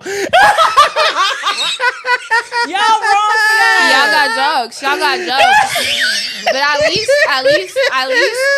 at least I'm on here speaking my truth, because I could have came on here and bullshitted the fuck out of everything. Facts. I'm speaking my truth. I know a little something. Leave her alone. I was born in 01. Like, Bananas in pajamas. You were singing Fuck outta here. motherfucking Barney, I love you. I fucking hate Barney. Love me. yeah, Barney whack. I always thought he was a rapist, and then I found out the real backstory behind Yeah, Barney, he and that was. basically was what it was. He a little crazy. He's literally creepy looking. Yeah, I But never what- liked Barney. Whoever said that, fuck you. And your mama. I'm just playing. Respectful. Why you? I couldn't help that. I was born in 01. I could not help that. I'm so That's sorry. How, you know what's crazy? That's how I be feeling, because I'm like, I always either, it's not even just that I attract. I always usually date older people. I'm more attracted to older people. And they always try and play me. I'm like, but you know what? I was finna say something real reckless. Let me backtrack. Just be reckless. This Okay, is no fine. cap react. Say it, girl. Say it. Yeah, no. So it's like when I have certain conversations, it's like they try and roast me about my age, but I'm like, oh, so I wasn't too young when you was eating my pussy. So Okay. Say it again, girl. Okay. Where the sound? There you go. That was Down when the talk some Monco. shit. I'm sorry. 'Cause- You wasn't talking that shit when you was making her. Yeah. You They do wasn't all of that. saying nothing Okay. when I got 3000 was Okay. Oh shit. And then it be the old motherfuckers that pushing. They're driving a 2008 fucked up car, still owe 10,000 on Bro. it. Like living at home with their mama on the floor. Like y'all really want to come from my little age? Like Yeah, but I'm like- more established. It than just- you. it Hold on, I want to stand up for some of these old niggas. No. Okay, Listen, not stand y'all up old- for them. I want to say this. If y'all niggas gonna do what y'all gonna do, y'all better have your shit straight, because you can hear exactly what the fuck they saying, right? I like an hear old what they nigga. saying. Okay, I'm team old nigga. yeah. I'm like, Hold up. what? Because I'm part of team. We not old. No, 'cause- Older, Seasoned. older, yeah, seasoned. I was Yeah, yeah, no. seasoned. That's why this beard is salt and pepper. yeah, no. We are seasoned. gray hair is fire. Yeah, no. I So love it. sexy. I can't wait till I get a full head of gray hair. He said, "Shots, motherfucking fire." Please, thank you. I hated that women cover up their gray hair, because that is Gray hair actually is so sexy. attractive. Yeah, That's That is so beautiful. attractive. Man. Like, on a woman, gray hair is just, I don't know, I there's love- something ooh. about that just makes it. Pretty, I like it. So like So when sexy. these young girls, I see these young, and you can tell the difference between like the gray hair dye shit and like you really earn those gray hairs, the Yeah. wisdom that God just gave you. Ooh, Yeah. somebody. Like when I see them older women that got all like silver locks. He said oh Paw my Patrol. God. I can't get over that. Whoever said that, bro, we beefing. What he say? Slide in my DMs so I can tell you something.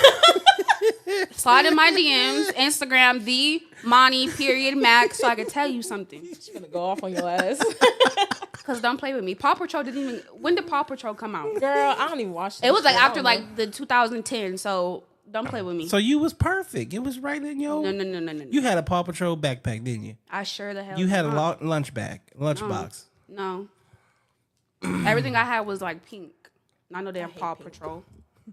They said, "Needs someone gray hair reminds me of Storm. That's hot." Yes. Yeah. I then Storm. What? Oh my God. That's when the Yeah. Halle Yeah. Berry. Yeah. I just watched Catwoman. I fucking love Halle Berry. Halle Berry. I couldn't believe that nigga went to jail for murder. I'm more of like a Lisa Ray. Oh, when I saw Players Players Club, Club, oh my girl. God, she could get it. But you know what's crazy? The person I wanted to fuck the most was Ronnie. really?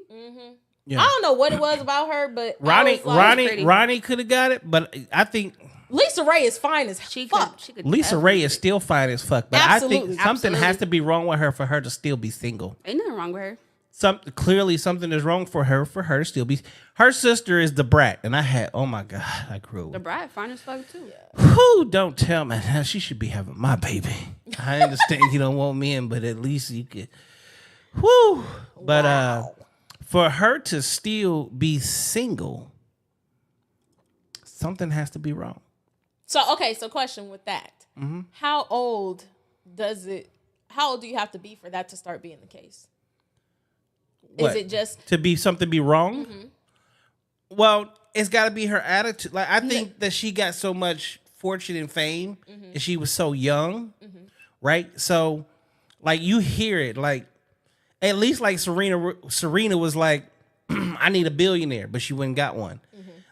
But she went and got one when she was still also like in her prime. so what's the like beginning age for that statement? For you to think that statement?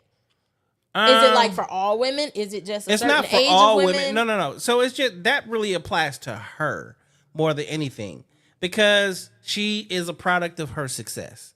She got a little too successful, and she allowed the success. and no ifs, ands, or buts about it. I know when Lisa Ray, when she came on that scene the way she did, and the fact that she had all them booty cheeks hanging out, just a flapping and all that. Niggas was throwing herself at her. So what happened is she felt she had the pick of the litter. Yeah. Right? So she fucked that shit off because out of those, because I could say literally for her, it was definitely millions of men. Now, granted, 90% of them was just niggas that just wanted to clap cheeks. I was one of them. But the other 10% would have wifed her. She would have kids. She would be perfectly fine. But I thought she did have kids. Right. I I thought know she she used to definitely be has married. a granddaughter. I know that for a fact. Cause I saw a video of her dancing with her granddaughter. She was looking real thick. husband, she needs a husband. I think she had one though. That's what I'm saying. And I think they divorced. I don't think she's ever been married. Really? No, she's She never definitely been has married. kids though. Hold on, we gonna Yeah, look I'm her like, up, look right? that up because I swore she got married in like early 2000s. I don't know, like 2009 or something. I don't know. Was she ever married? For 2 years. She was married. For 2 years. See, but Yup. I remember. I got good memory. The baddies are up 5 points. You're still down. Catch up. Kiss my ass. Catch up. No neck.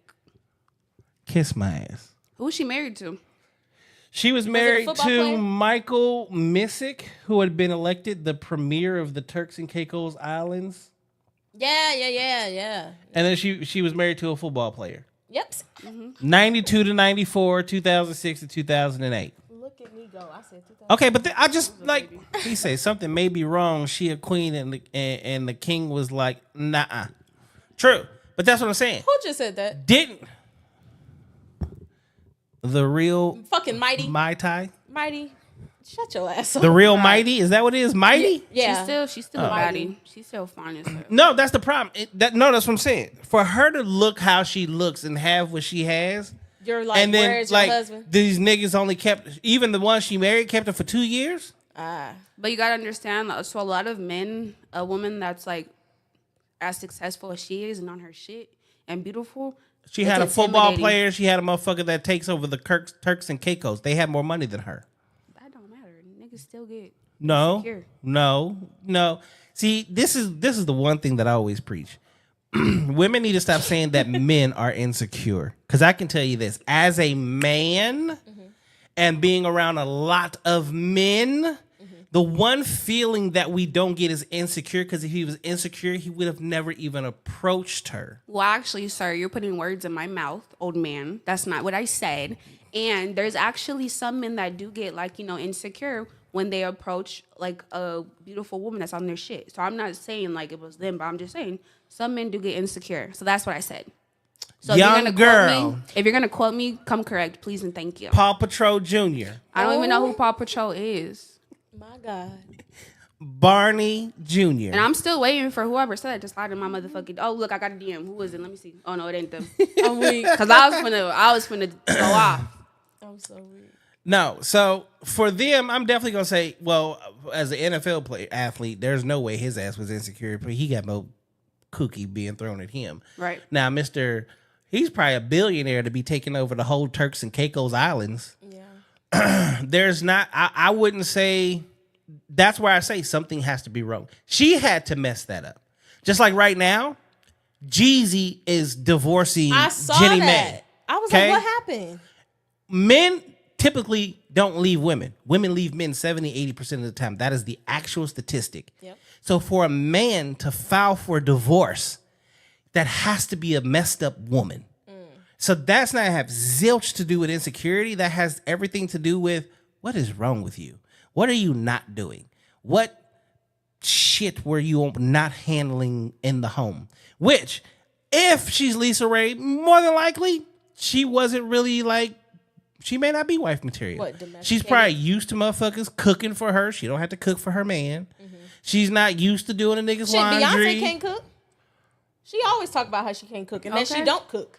Okay. She's like, but at least she owns it. And I would say probably since she's had kids, she's probably changed that. No. I saw a recent interview. I She say- said she's still, because somebody asked her, like, have you gotten better? She's like, I tried to take cooking lessons, but it's just not for me. And Beyonce don't give a fuck. I don't think she has the time. But one thing about Right. that's what doesn't make sense about Beyonce, because she's grown up in Texas. Yeah. And she's been around, like, her mom, her grandma, like, I'm like, her they from the family. South South. Her family was all up, like, she's family rooted. Yeah. So I'm gonna say I won't say that she doesn't know how to cook, and she may be just saying it wrong. She probably doesn't have, because she is Beyonce. She does a lot. She got her own company. She's worth $435 million. She got a $1.2 billion husband. Like, Yeah. if that's my wife and I'm not Mr. cooking 1.2, Okay. baby, you don't need to cook. Okay. I'm I don't finna, even want to lift a fork. I'm finna getting be a acting Chef like Queen Ramsey. Charlotte. I'm getting 5 Chef Ramseys. Okay, we meal prepping the fuck at this house. Our kids are finna be healthy. We about to be the healthiest people in the world. Yep, and that's my goal. I'm finna be cooking for millionaires. I cooked for the Whalers before at this job I was working at, and I got to meet them. Yeah. Yeah. What dish did you cook? I used to work at this Jamaican place again. No free plugs, cause fuck that bitch. But He said, "Feed me serving." What's up with the Jeezy situation? So there's an interview that just most recently dropped. Jenny May says it that she is definitely in her masculine, but she's Asian, yeah, and people don't understand that she also moved her sick mother in with them. oh, That's a Asian culture out the ass. And the way Asians are, they have to cater to their elders. yeah, Which means she would, but she said, I would have attitude and throw attitude towards him. And he would be like, you better remember who the fuck you talking with. And she said there was things that she was doing that was triggering him. Now, Jeezy is a street nigga. Please. I need this on me. Ladies, understand, if you have a man that comes out the hood from the streets, anything, we do get PTSD. We do have triggers. Right? We're over those triggers, but you can awaken some shit real fast. And it's not in a bad way, but it's in a way that we may take things out on you that we really shouldn't because of the way that you're acting. And when you put yourself in a masculine situation with a extremely masculine man, how you think he's going to react to that? It's not going to be in a good manner. So then he's going to do things that's going to trigger you. So now you got 2 triggered people. And when you have 2 triggered people, it's going to be very hard for y'all to have a conversation and get through or get over something. And I'm positive that is one of the biggest issues that they had. And what people don't realize is, like, as men, we suffer in silence. But Some women do too. as a multi-millionaire who is Jeezy, looks like Jeezy, has the shit that Jeezy has, he has too many options. And when you have that many options, well, just like the billionaire and the football player, they're going to get rid of you. Because they don't have to keep you. Because there's other women that is willing to do the shit that you're not willing to do. And if you know what's best, like me, if I'm with a woman and if she wants to push my buttons to the point to where she tries to make me put my hands on her, you definitely got to go. That's out. Yeah. You're a done deal. And Ain't nobody got time for Jeezy that. has a past, and not that kind of past, but he does have a past. And we all know that he's from the streets. And why would he put himself in a situation that he knows isn't going to benefit him? That's just stupid. Because he already took a chance in the first place by being where we all know. Who Jeezy been with that we ever knew about? Crickets. Black women only. Y'all, nobody. You've never heard about him being with anybody. Yeah, when they got together, I'm like, how the fuck that happened? And that's the thing. Real. If you got a man that is really like from the streets, you ain't never gonna know who his woman is until he marry her or right before he marry her, because we keep you way in the back of the scene because we know we got enemies, and the first people they come for is baby mamas. That's why niggas keep baby mama secret. Women be like, oh my God, you don't want them to know who you. Damn right, I don't want them to know who you are. I'm protecting you. I ain't got time for that. But you can't tell that to him because it's like, no, you got other bitches. No, I really don't. I got more enemies than I got females. I hear my dog going crazy. So, what other? Oh, that's my cousin.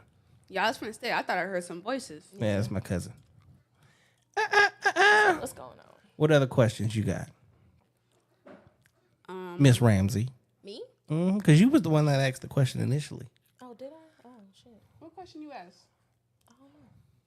Girl, I just be talking. And No, I'll we just be talking. I'll be like, what? It'll come back full circle. But that's the best thing about it is this is the beauty of this show.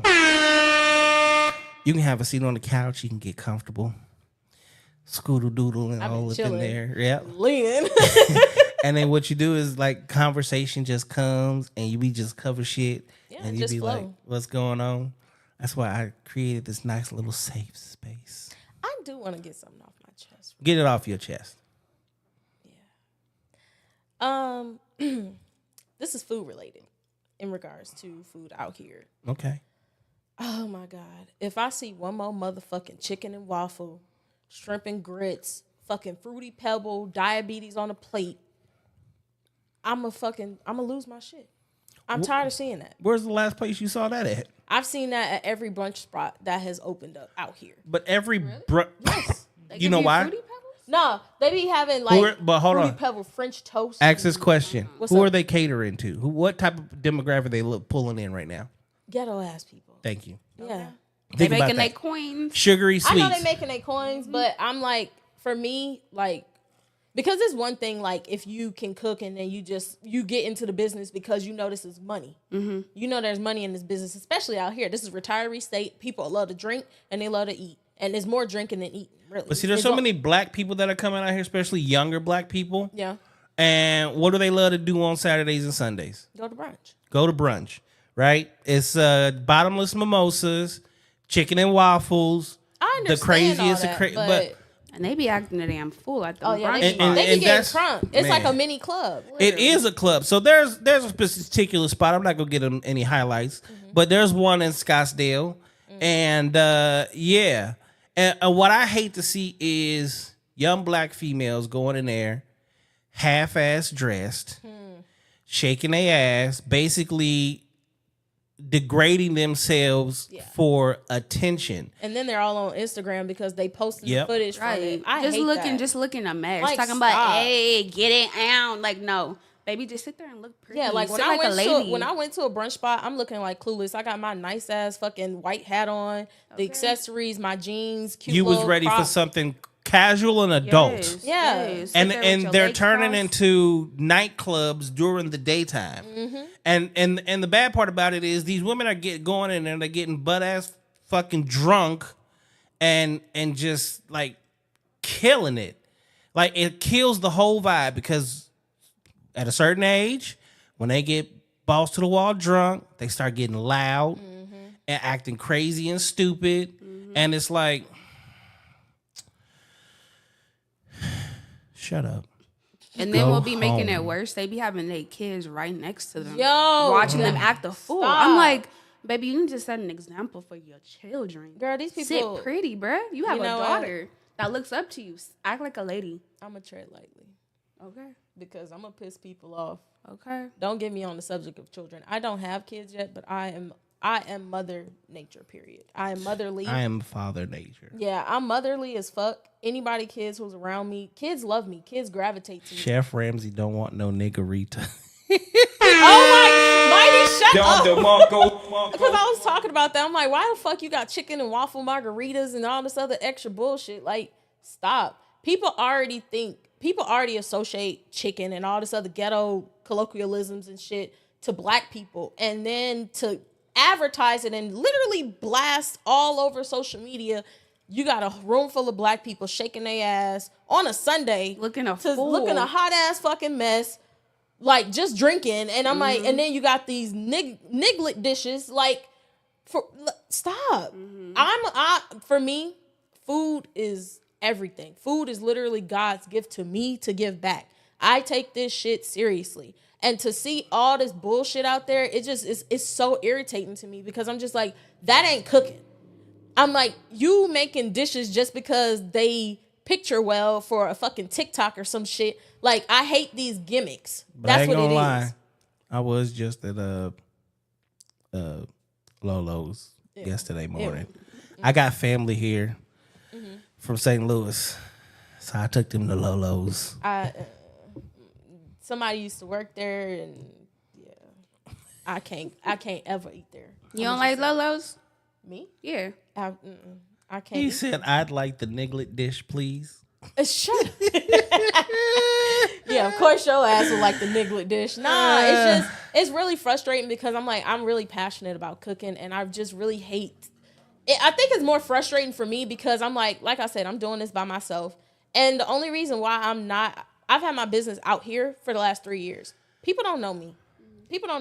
But that's because I'm not kissing nobody's ass. Okay. I'm like, I ain't fucking nobody for clout, and I'm not pushing out gimmicks. I'm pushing out real authentic Southern shit. Yes, I deserve a round of applause. Like real authentic shit. And people don't know how to accept real out here.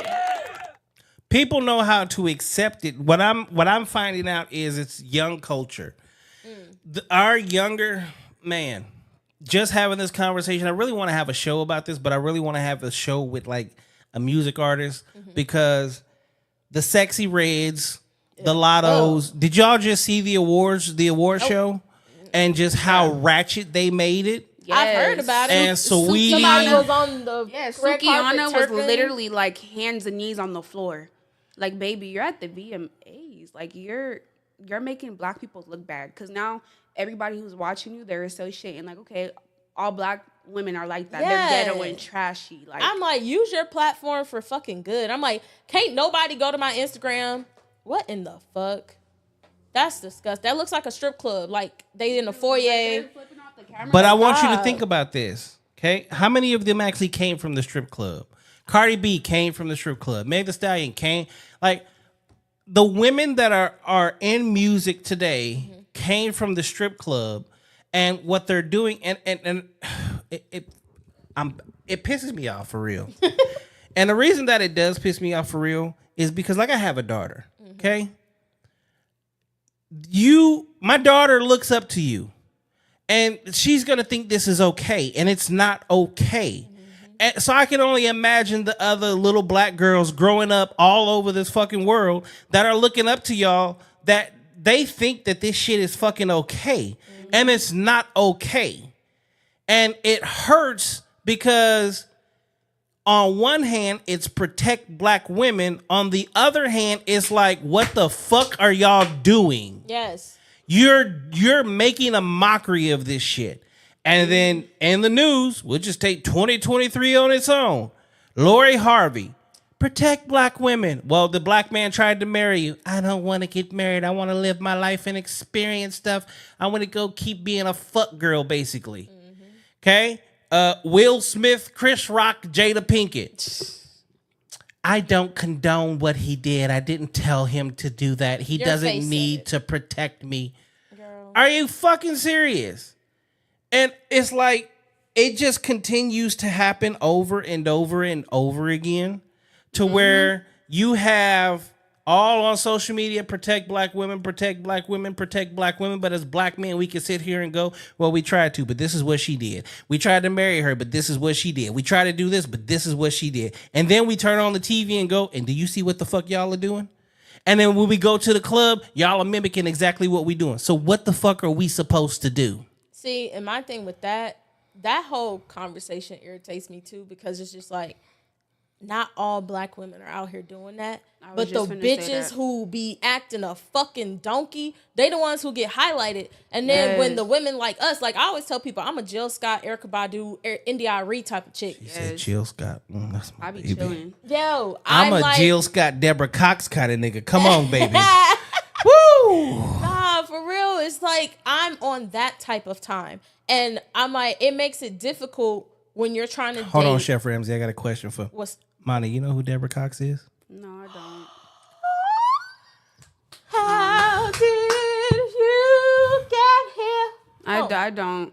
Oh my God, nobody's. Y'all can talk your shit. I'm gonna just take you for a drive. I'm just gonna take you for a ride. I'm just gonna play some You really music. gotta listen to her though. Like, Deborah Cox. she's like Look, breakup songs. I'm love a man. songs. I'm a man right now. I can tell you, she changed my life. I'm so weak. Yeah, Deborah Cox is amazing. But yeah, Back I'm to like, where you was at, Chef. My bad. it's okay. But I'm like that, and it makes it difficult because it makes it difficult to, I don't know, just to show up as an authentic black woman, because I feel like a lot of black men have been so scarred that it's like, okay, you saying all that, but like I can't trust you. But we get scarred by the world itself just by Oh, being of a course. black man. I agree. Course. And that's the another thing. one thing that we supposed to have is the black woman to help make our lives more comfortable, and we can rely on you and like just be there. Yeah. And we can't. And then they be like, oh, he went and got with a white girl, or he went and got with a Latina. Well, when I tried to get with you, it was nothing but bullshit. So I got two sides to that. I think that one is this newer generation that the internet have raised them. Mm-hmm. The internet have raised them. Media, social media, culture, music culture, they have raised them. But the older people, or people, let's just say my age and even like older than that, mid-30s, whatever, those women, it's just like, it's like They're dysfunctional. nobody. I had to like really think about it. Black women were not taught how to like be in a household. I'm from the South, and I'm like, most people They think, have lost nurturing. yeah, but it's just like They've other lost cultures. the tradition of family. Absolute other cultures, though, they prepare them. White people, they're going to teach them how to be domesticated. They're They gonna still teach get them- married in college. Yeah. But black And I'm single like, moms why? tell their black single daughters, wait till you're 30.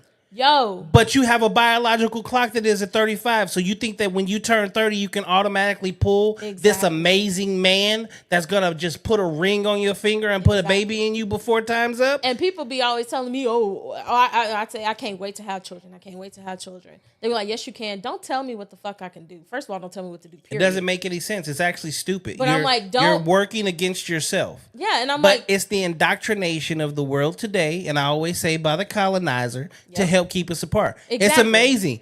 When they abolished slavery, they also told people you got to go be monogamous now. Why? Because when you pulled us out of Africa, you saw that the black man had multiple wives with all these beautiful children, and they was taking over the world and being plentiful.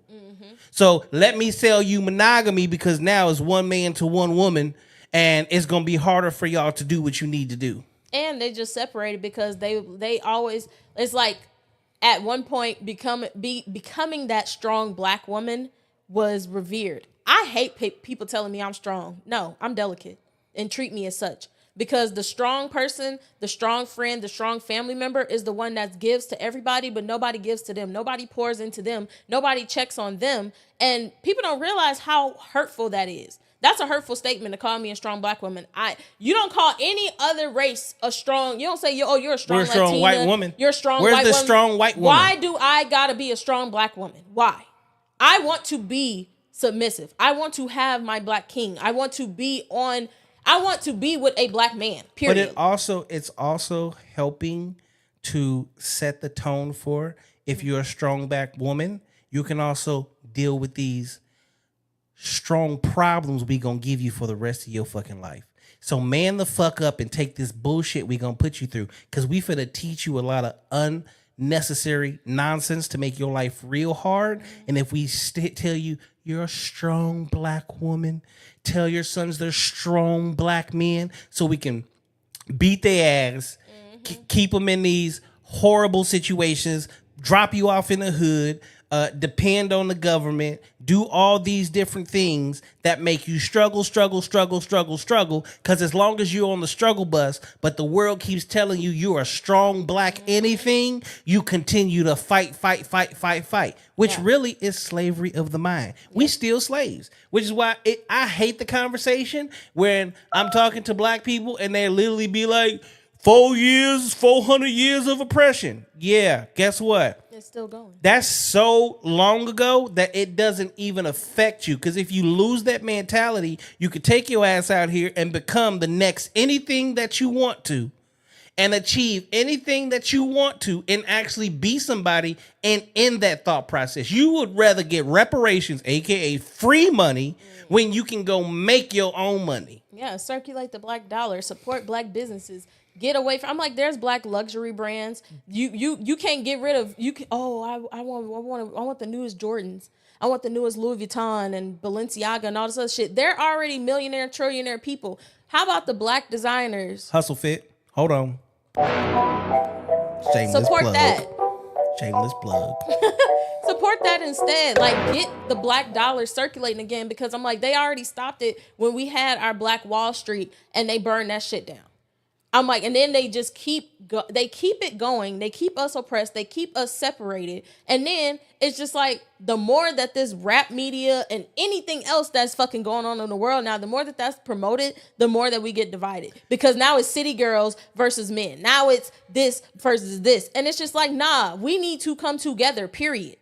Okay, so this conversation is a conversation. The number one reason why I have my podcast is because these are the conversations that actually need to be had that bring people together. Because these are hard conversations for people to really talk about. Mm-hmm. And when you actually break it down for what it is, people be like, I'm not listening to that. I'm not listening to that. I'm not listening. Well, because you're not listening to that is the number one reason you are failing in life. Yes. Because you refuse to have these conversations is why you continue to fail in life. You have trauma, not because you have to, but because at this point, you're choosing trauma. You don't have to go out and sleep with 50 niggas to say, I'm experiencing life. No. You don't need to go travel to every city all over the world or every country to be like, I'm experiencing life. Because this is the problem that comes along with that shit. Your husband's primary job is to take you to help you experience life. So if you go and you do all these experiences before you get this man, what does he have to show you? What can he show you? Like, what's his value at this point? Nothing, which means to you, he is invaluable. So because he can no longer teach you anything, he can no longer show you anything, he can no longer take you anywhere, he is useless to you. And you're going to treat him as such, too. Until you're in your 40s or 50s and you're at the bar and now you have to pay for your own drinks because no one's interested anymore and your looks done disappeared and you didn't put on weight. And now you got 6 kids with 3 baby daddies and no one wants you anymore. And now all of a sudden, I know what I deserve. No, you don't. Because if you knew what you deserved or what you was worth, honestly, you should have took that shit when you was in your 20s, because now kids will be gone. You'll be living the life of luxury with your husband and enjoying the shit that you're supposed to. Mm-hmm. But unfortunately, they don't teach that. He said the separation of us as black people, exactly what Chef Ramsey is saying. We are in a versus generation. It's too much black women versus black men. How do we change this thought? I mean, the way we change it is first and foremost conversation. Black men and black women need to start having black conversations. Mm-hmm. Conversations like this are the first thing that has to happen. Secondly, you gotta, I don't think anybody realized it, but they're targeting women. How is it all the albums that have came out this year by all the black men, no one's had a number one, but Doja Cat comes out with this devil worshiping fucking song, and now this shit is the first rap number one Billboard. Okay, they're doing so much. What is it? I am woman king. A woman could never be a king. If you look at the way the world is going right now, it is super ultra woman empowerment, woman above all, women above men. They're giving so much, but they've also created this thing called the she economy. The she economy, backed by Nike, Sephora, all y'all lovely Mac brands, your makeup lines, Lululemon, all these different things. Why?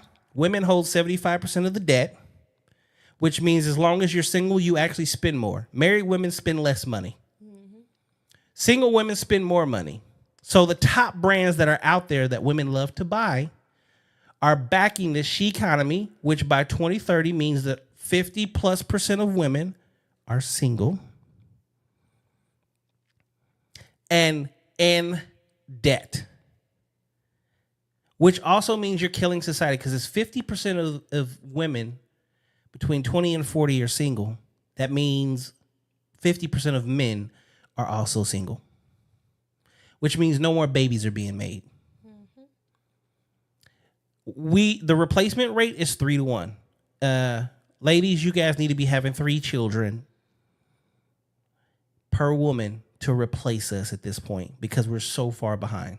So in the next 80 to 120 years, we may actually be gone. Which is why they made a change to the abortion situation, and it's probably going to get worse. They're already talking about getting rid of birth control pills. Yeah.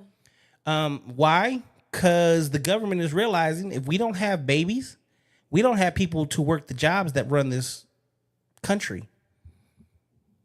So we fail as a whole anyway.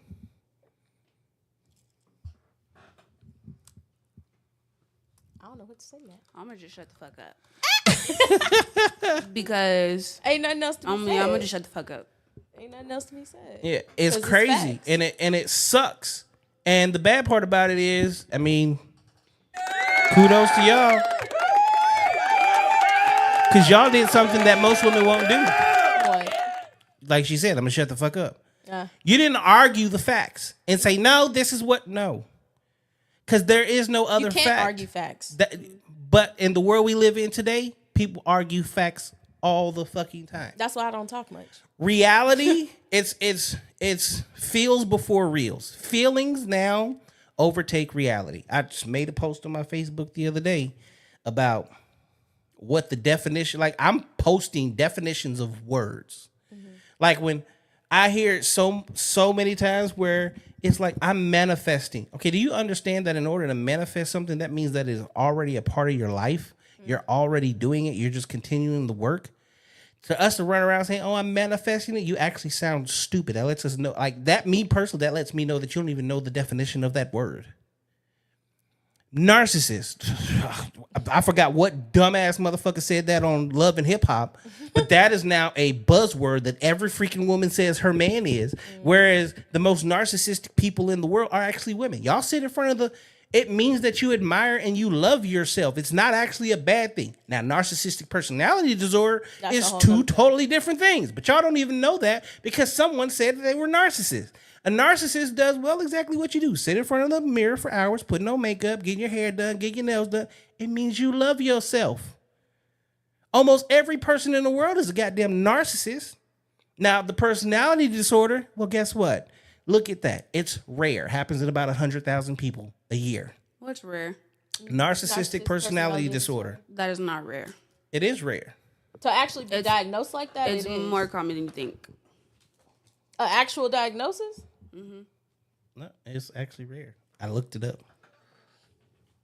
No, I'm agreeing with you guys. But I'm saying it's more common than you think. But 100,000 people a year is rare. 5 million people right here in the U.S. 100,000 of 5 million people is low.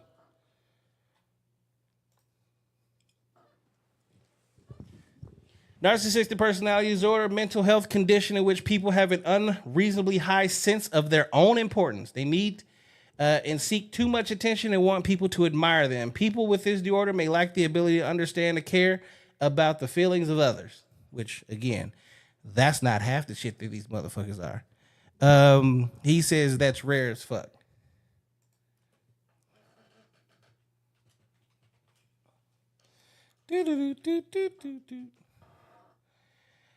NPD, narcissistic personality. Most, if not all, us demonstrate narcissistic tendencies over time. However, NPD is relatively rare. Estimated relevance of NPD in the community is around 1%, although some studies say up to 6%. The data on NPD is inconclusive about whether its diagnosis is more common in men than women. I think everybody just need therapy. How about that? Well, here's the problem. And educate themselves. Therapy for men and women is also different because therapy for a man, because we come naturally as fighters, gym, talking it out with other men, things such as that is going to be a more therapeutic thing. Like just having a hobby, which is crazy. If your man comes home from work and he plays video games for the next 4 hours, he's probably decompressing for some major shit. Leave that nigga alone, which is why so many men get so angry when you fuck with them.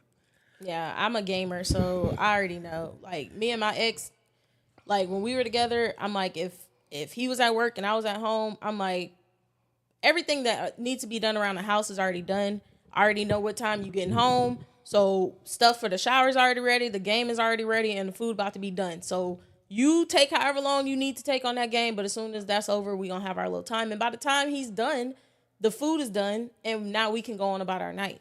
And see, a lot of men want to go to the gym, but then we get accused of having another chick, or we're not going to the gym, or go play basketball with their boys. You love your boys more than it is you a little, now what they call it, zesty. You zesty. You might be sleeping. I just saw a post today. If you care about your boys more than you care about me, I know when you with them, you really sucking they D. Wow. And I'm like, I wouldn't necessarily agree with that, but I will say there's a lot of men out there that do lie. well, yeah, a lot of men lie, but do we know why men lie? No. I feel like for me, I'm very inquisitive when it comes to the way that men work. He said, going to the gym, I feel attacked. I feel attacked all the time. He's a health nut.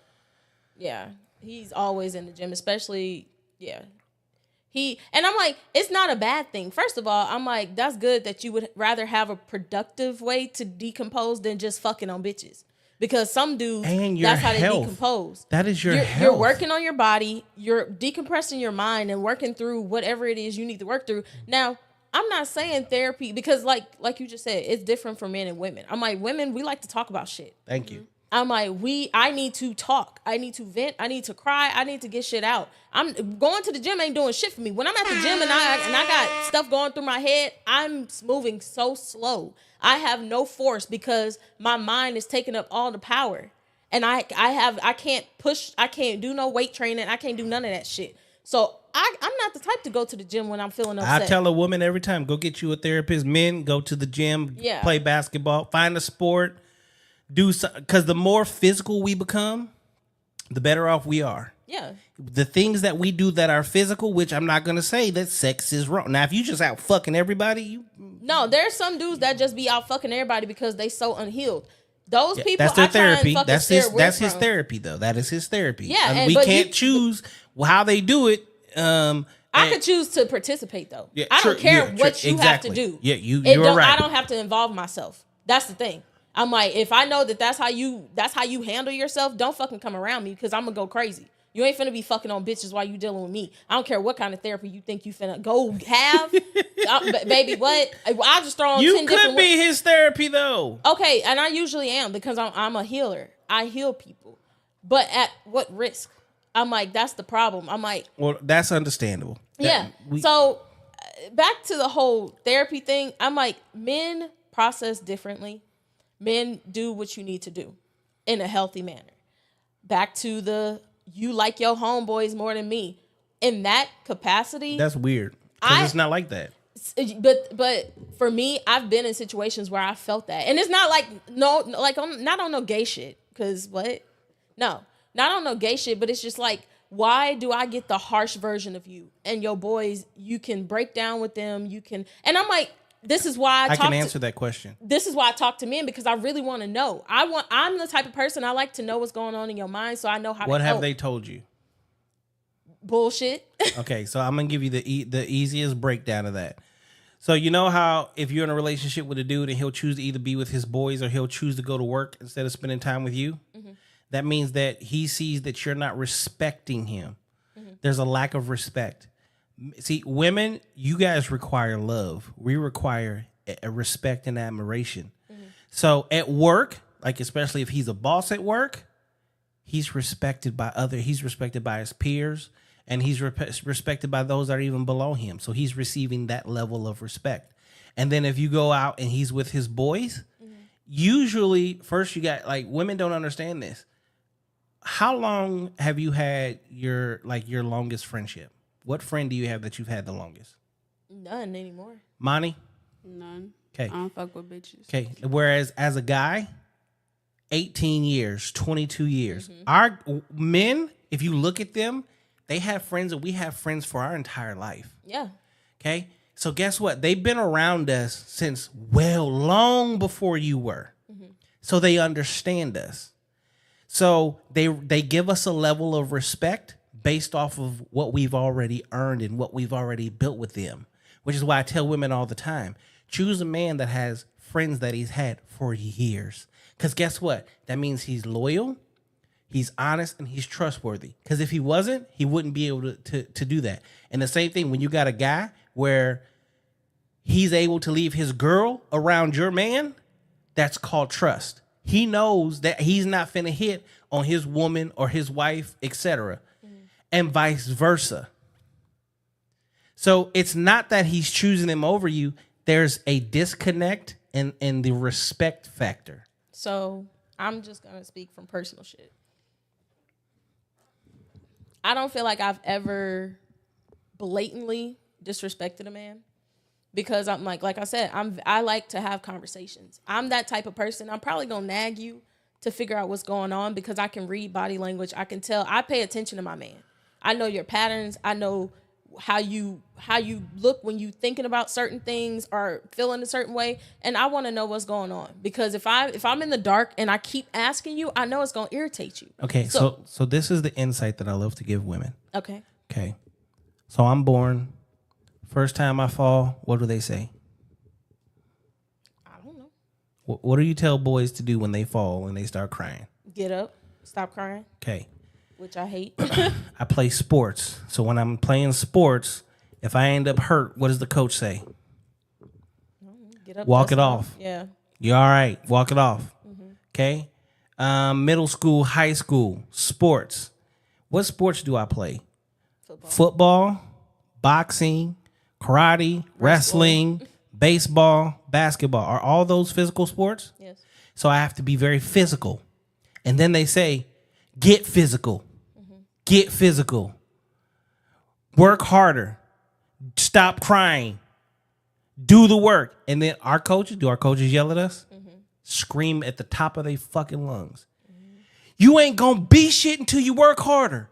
Work harder. I boxed. If you don't punch through that motherfucker like you trying to kill somebody, you ain't doing shit. You's a bitch. Because when somebody hits you, they gonna hit you like they mean it. Football. Run over that motherfucker like a Mack truck. If you can't run them over, what are you doing on my field? Okay? You get to high school now, college. Same shit. Nonstop. But now I just met my first love, my first girlfriend. Go back to, you're a baby. You cry. What do people do? Show you attention. Show you attention. It's okay. Let me kiss your boo-boo. It's okay, girl. Don't cry. It's okay. I got you. Okay? You fall off your bike for the first time. Everybody comes to you. Oh, let me put a Band-Aid on you. You got an owie. You got this. Okay? You get, what's the first toy girls get? A doll. And you do what with your doll? Play house. and talk to it and have conversations and have fake tea parties, you're communicating like a motherfucker. You do this all the way up to high school/college. Now you get into this relationship. It's the love of your life. It's your first love. He is feeling some type of way. But his entire life, he's been told to do what? Shut up. Deal with it. It doesn't hurt. You get hurt. Let's talk about it. Let's baby you. Let's nurture you. This is why I say men and women need to learn to understand each other. We're raised differently. We're not raised to talk. We're raised to shut up and go through shit. It sounds like you've been really just explaining why women need to understand men. But That's what I've No. been hearing. No, Men need to understand women though too. And I hear that, but what I'm saying is I'm listening to what you've been saying all night. So hold on before you respond. Do you think that that's so? For me, I feel like I hear that, but I also hear the opposite end, because I feel like it's having that conversations, and he can't think of it from the way that we feel. He's a man. He's only given his knowledge from the perspective of a man, which we will never understand truly, because we're not men. So I feel like it's easy to hear, oh, you're just talking about women, but what else he gonna talk about? He don't like men. But hold on. There's a second part to that. Okay. The biggest part to that is, Monty, who hits on you? Nobody.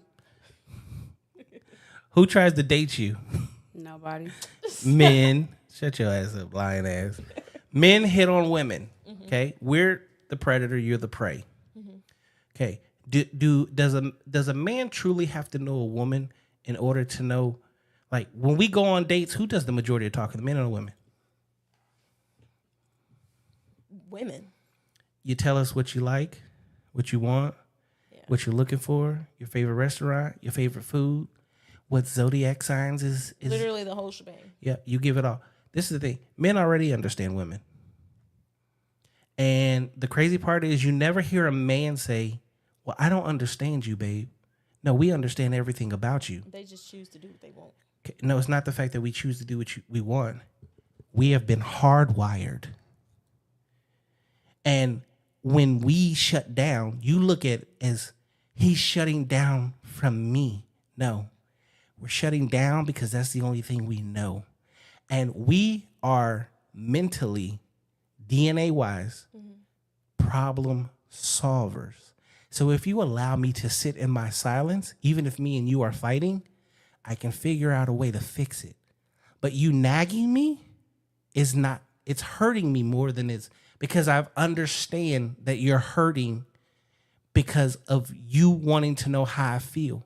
But because my entire life, I've never been like, I'm 43 years old, almost 44 literally next week.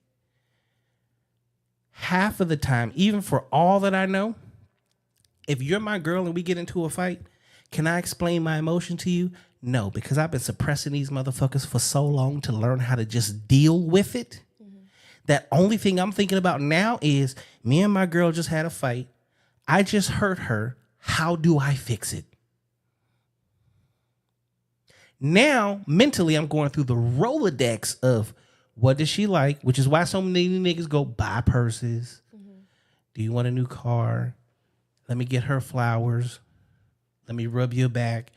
Get your ass over here because I know you love this dick. And you're like, no, don't touch me. See, this is the thing.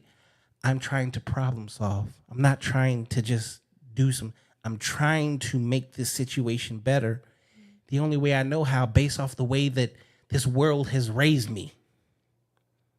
You can't make logical emotional, and we can't make emotional logical. Y'all are emotion. We're logic.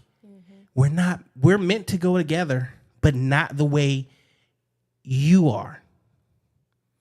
Our logic tells us fix the problem. Emotion says talk through the problem.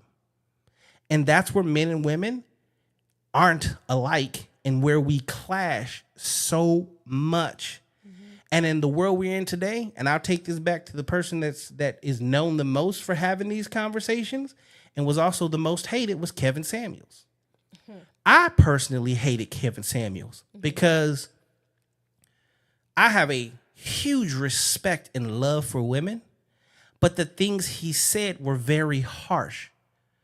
But it took me actually sitting down and watching the entire video in long form to understand, one, he was just telling the truth and speaking, unfortunately, the way a man speaks. And until sometimes the only way to get a woman's attention is to say, shut up. Because otherwise, she just does that over and over again. But the one thing that y'all love and hate at the same time is when a man says, shut the fuck up. It makes your pussy wet, but it makes you mad at the same time. But because you know he's bigger, stronger than you, that you literally listen. And then when he starts to talk is when it starts to set in. And unfortunately, truth hurts. And that's the difference. Because our entire life, well, you can tell both of y'all been cute since the beginning of time.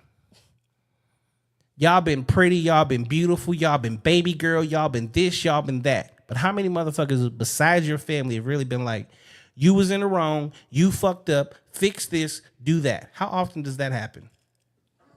Personally, A lot. yeah. But that's a whole nother subject. It's the black But does sheep. it come from the niggas that are trying to fuck you? Yes. No, because a nigga that's trying to fuck me is just gonna tell me whatever I want to hear. Correct. So as long as you're pretty, when that's the version of pretty privilege. Men, for the most part, are going to appease all bad behavior. Today, these same women we was just talking about, you know why they get to act like that? Because the world is appeasing bad behavior. Lizzo, we all know Lizzo need to lose some weight in order to be happy for her to even prolong her own life. But they're also pushing Body positivity. body positivity. So we But can't who- even correct her. Who But are we to tell somebody they need to lose weight? Ruben stuttered. When he was fat, what did everybody say about him? They definitely. Luther Vandross, when he was fat, what did everybody tell him? Al Sharpton, when he was fat, what did everybody tell him? Even that dude, I forget his name. He's an actor, but he played on Whale, and the dude who played George in the Jungle. Yeah.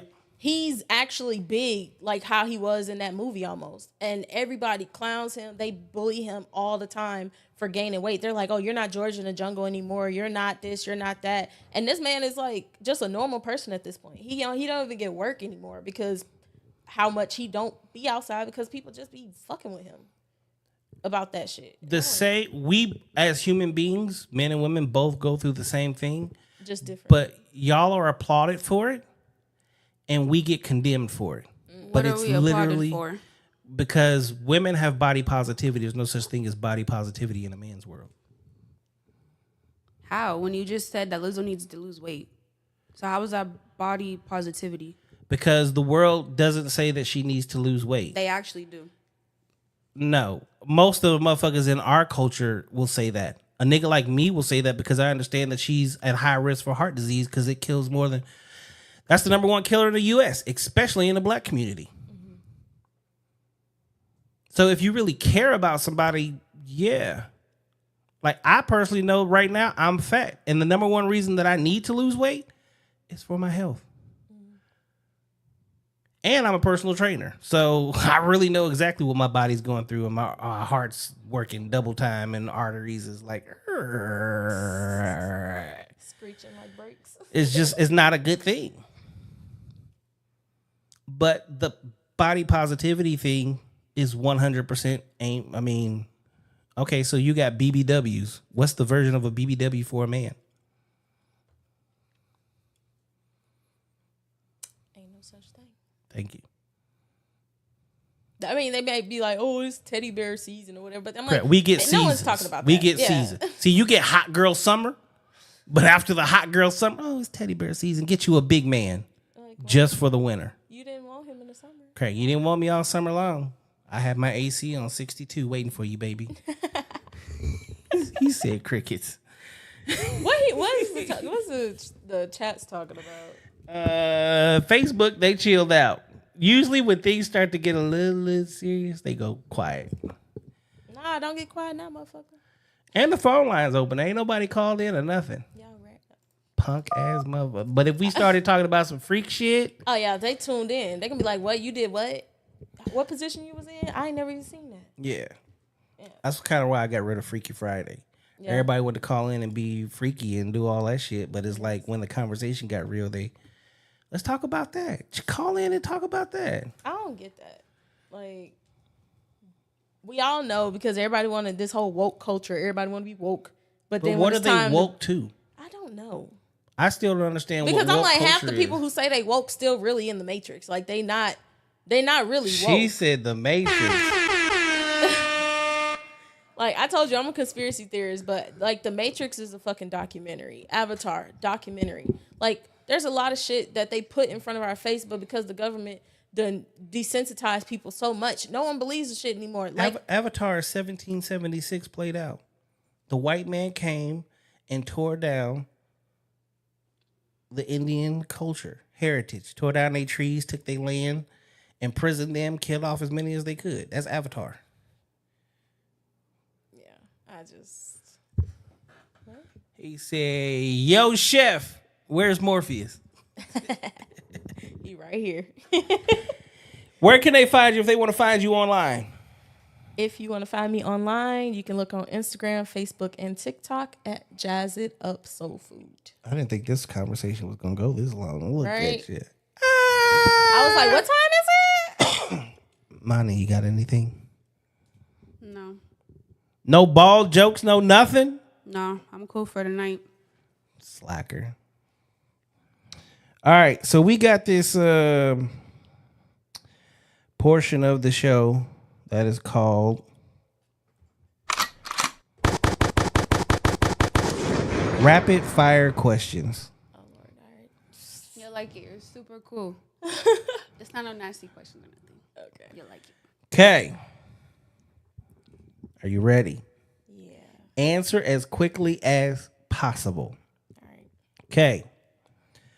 Do you sleep naked? No.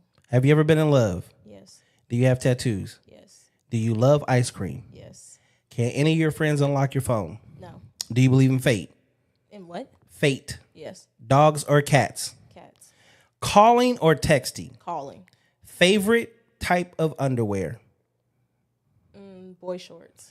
What do you love eating on dates? Food. Shit, I'm hungry. What? When was your last kiss? A couple days ago. Super strength or invisibility? Invisibility. Pie or cake? Ooh, cake. Favorite sex position?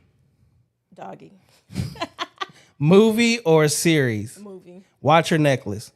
Ooh, a necklace. Clothes or shoes? Shoes. Dream car? Ooh, matte black Rolls Royce Phantom. Instagram or Facebook? Shit. Fucking Instagram. What food can you not live without? Pizza. What is the last song you were listening to in your car? Ooh, it was damn. Oh, it was Baloo by Doja Cat. What's your last Google search? Insurance. Okay, we are adulting. What is the simplest way to make you smile? Forehead kisses. Who are you currently crushing on? Too many people. Good Lord. Who's your favorite person in the world right now? Me. Who did you last kiss? Mighty. What is the best part of your morning? Waking up and seeing the sun. Worst fear? Claustrophobia. Favorite ice cream flavor? Ooh, I love the birthday cake. Favorite Blue Bunny. TV show? Ooh, oh fuck. Right now, Bridgerton, but regular Charmed. Celebrity crush? I love Fucking Michael Ealy. And Lorenz Tate. Who is your biggest fan? Shit. I guess Mighty. I'm gonna say Marty. Social media or hanging out? Hanging out. And what's your dream career? Being a multi-million-dollar chef. All right. And the very last question, this is the one that counts more than them all. Okay. Okay? What's your favorite podcast? No Cap Reacts. And ladies and gentlemen, that is rapid fire questions. Gang, gang. See, that wasn't hard. Yeah, it wasn't bad.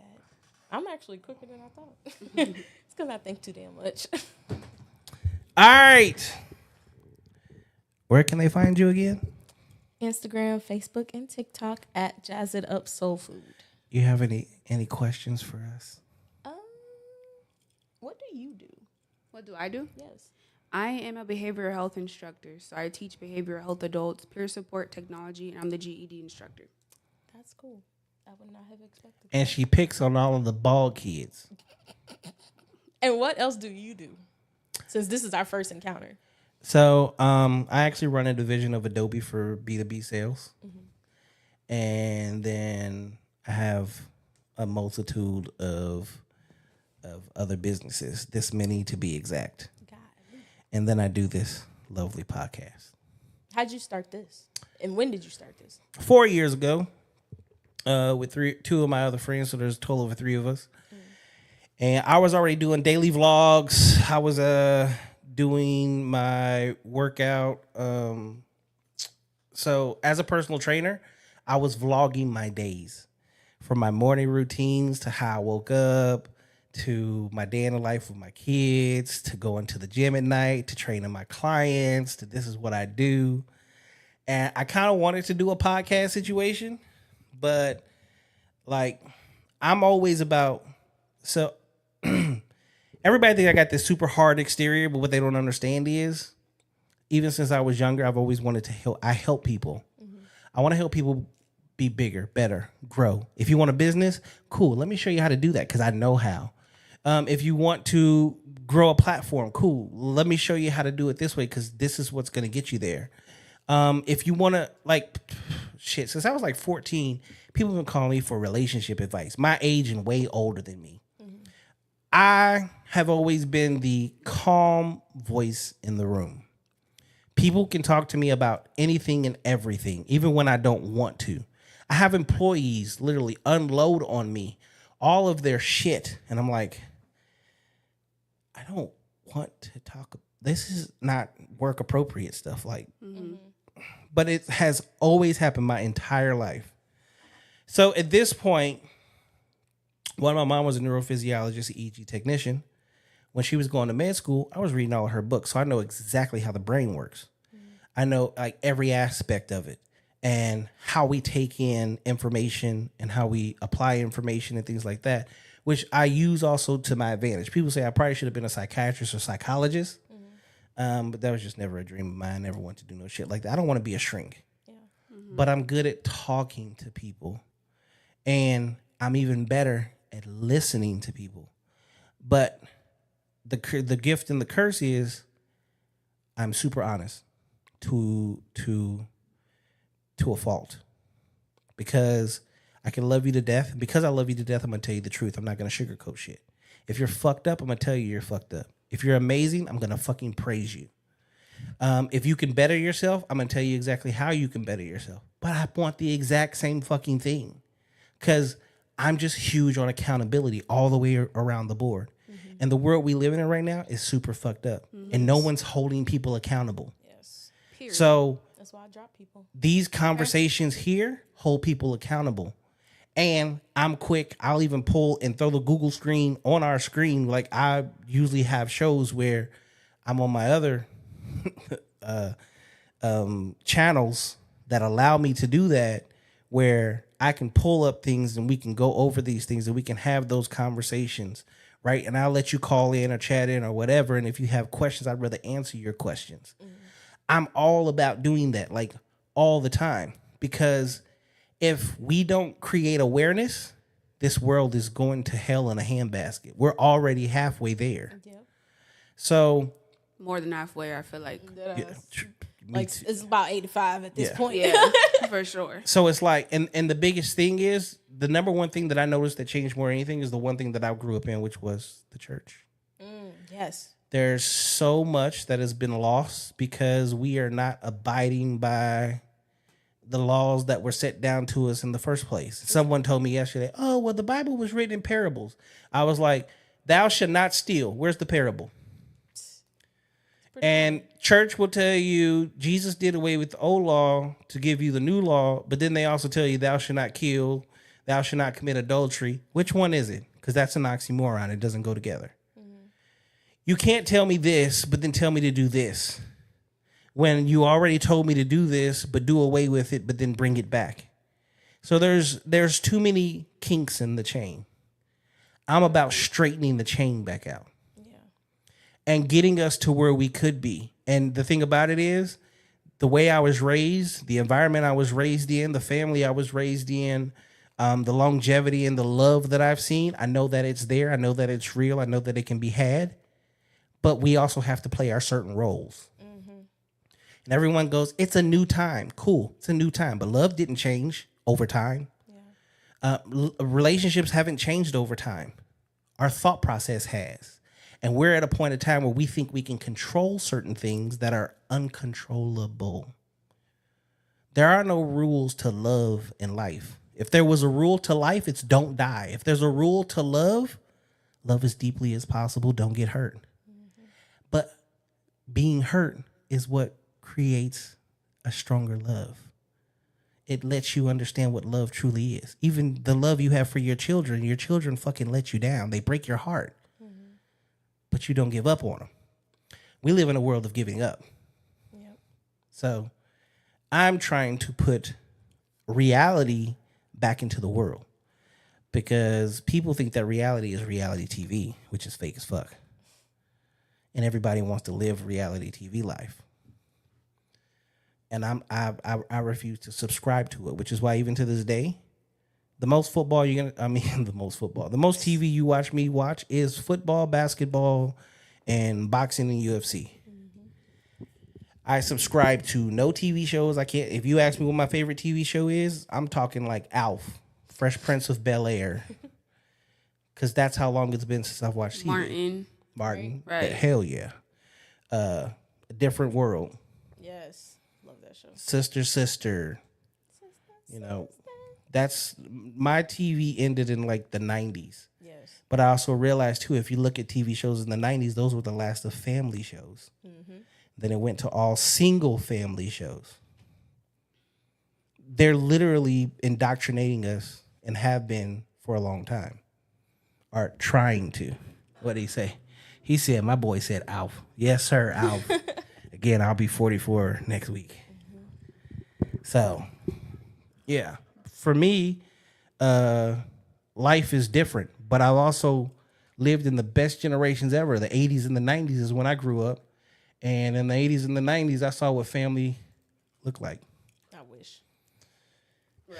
I always say I was born in the wrong era. And that's why you, young lady, I'm going to introduce you to the Jodeci's and the 112s. Yes. Deborah Cox. Because that music was about love.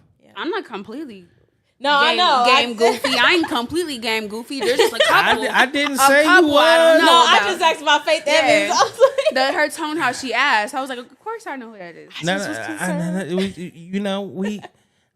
So and for us now that are older, that grew up with that, we're looking for that kind of love in a world full of Chris Browns and I mean, I love SZA. Stevie J's.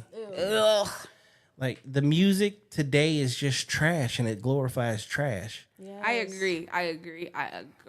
That's why I don't have really... And for the biggest asshole that people think that I am, and then it can be, is I love love. Yes. I love being in love. I love sharing love. I love showing love. I'm never on hate shit. I'm 100%... bullshit. Bull motherfucking shit. A bullshit. A bullshit. A bullshit. You're a hater. I'm hater proof. You're a hater. So, besides Baldy back there, Wiglet. You got a body. With no neck. I created my... I go. Can you turn your neck? Try to turn your neck. It barely went. You hear a that lie. pop? Y'all heard that?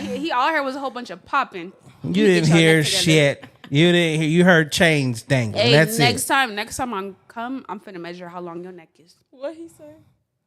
Real talk. He said bullshit, a bullshit. Who's that, Mighty? Yeah. He said grew up in the 90s. At work. Fire.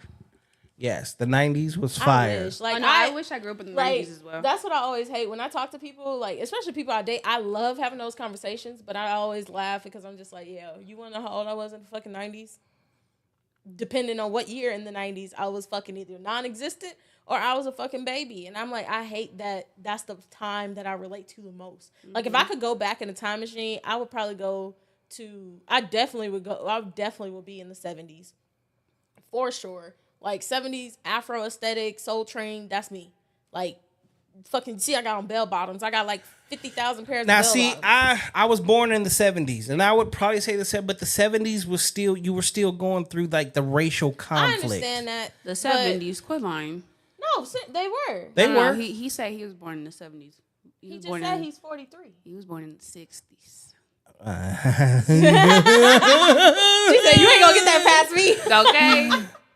So clearly in the 2000s, they also did not teach them how to count. I can count. See, you count. missed out on Sesame Street. I know something One, about one bat, two bat, three bat, Fucking four. count. What, somebody said in the comments? Oh my God. No, that's what he's saying. No, that's what I'm saying. Nah, my show was Between the Lions. That was my shit. And fucking Gullah Gullah Island.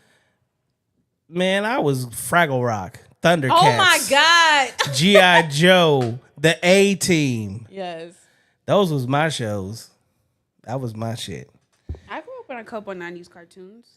Like what? Cat and Dog, Hey Oh, Arnold. Cat Dog. Oh, girl. Rugrats. Hey Arnold, like watching that back as an adult, like I saw a video breaking down all the different like addictions and different qualities of the different characters, and I'm like, damn, Hey Arnold really was like out in them streets in New Yeah. York by himself as a fucking middle schooler, like, and he was just going through life, and I was just like, damn, I was so happy when he found Yeah, his unfortunately, by parents those in the times, I movie. was away from the cartoons. I was into the Boys in the Hood. Yeah, I'm like, you was either Menace probably to grown. Society. I'm like, I'm pretty I sure was you graduating grown. high school and going into college. What year did you graduate high school?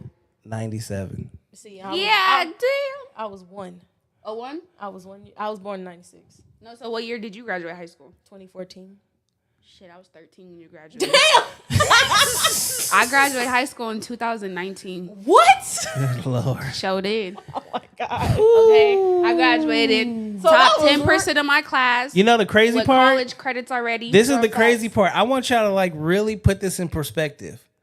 When I graduated high school, the only thing we had to worry about was potentially gangs and getting mono from the drinking fountain. What did you have to worry about?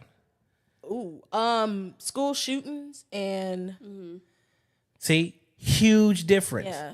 My entire life growing up, I can't even count the school shootings that happened because there were none.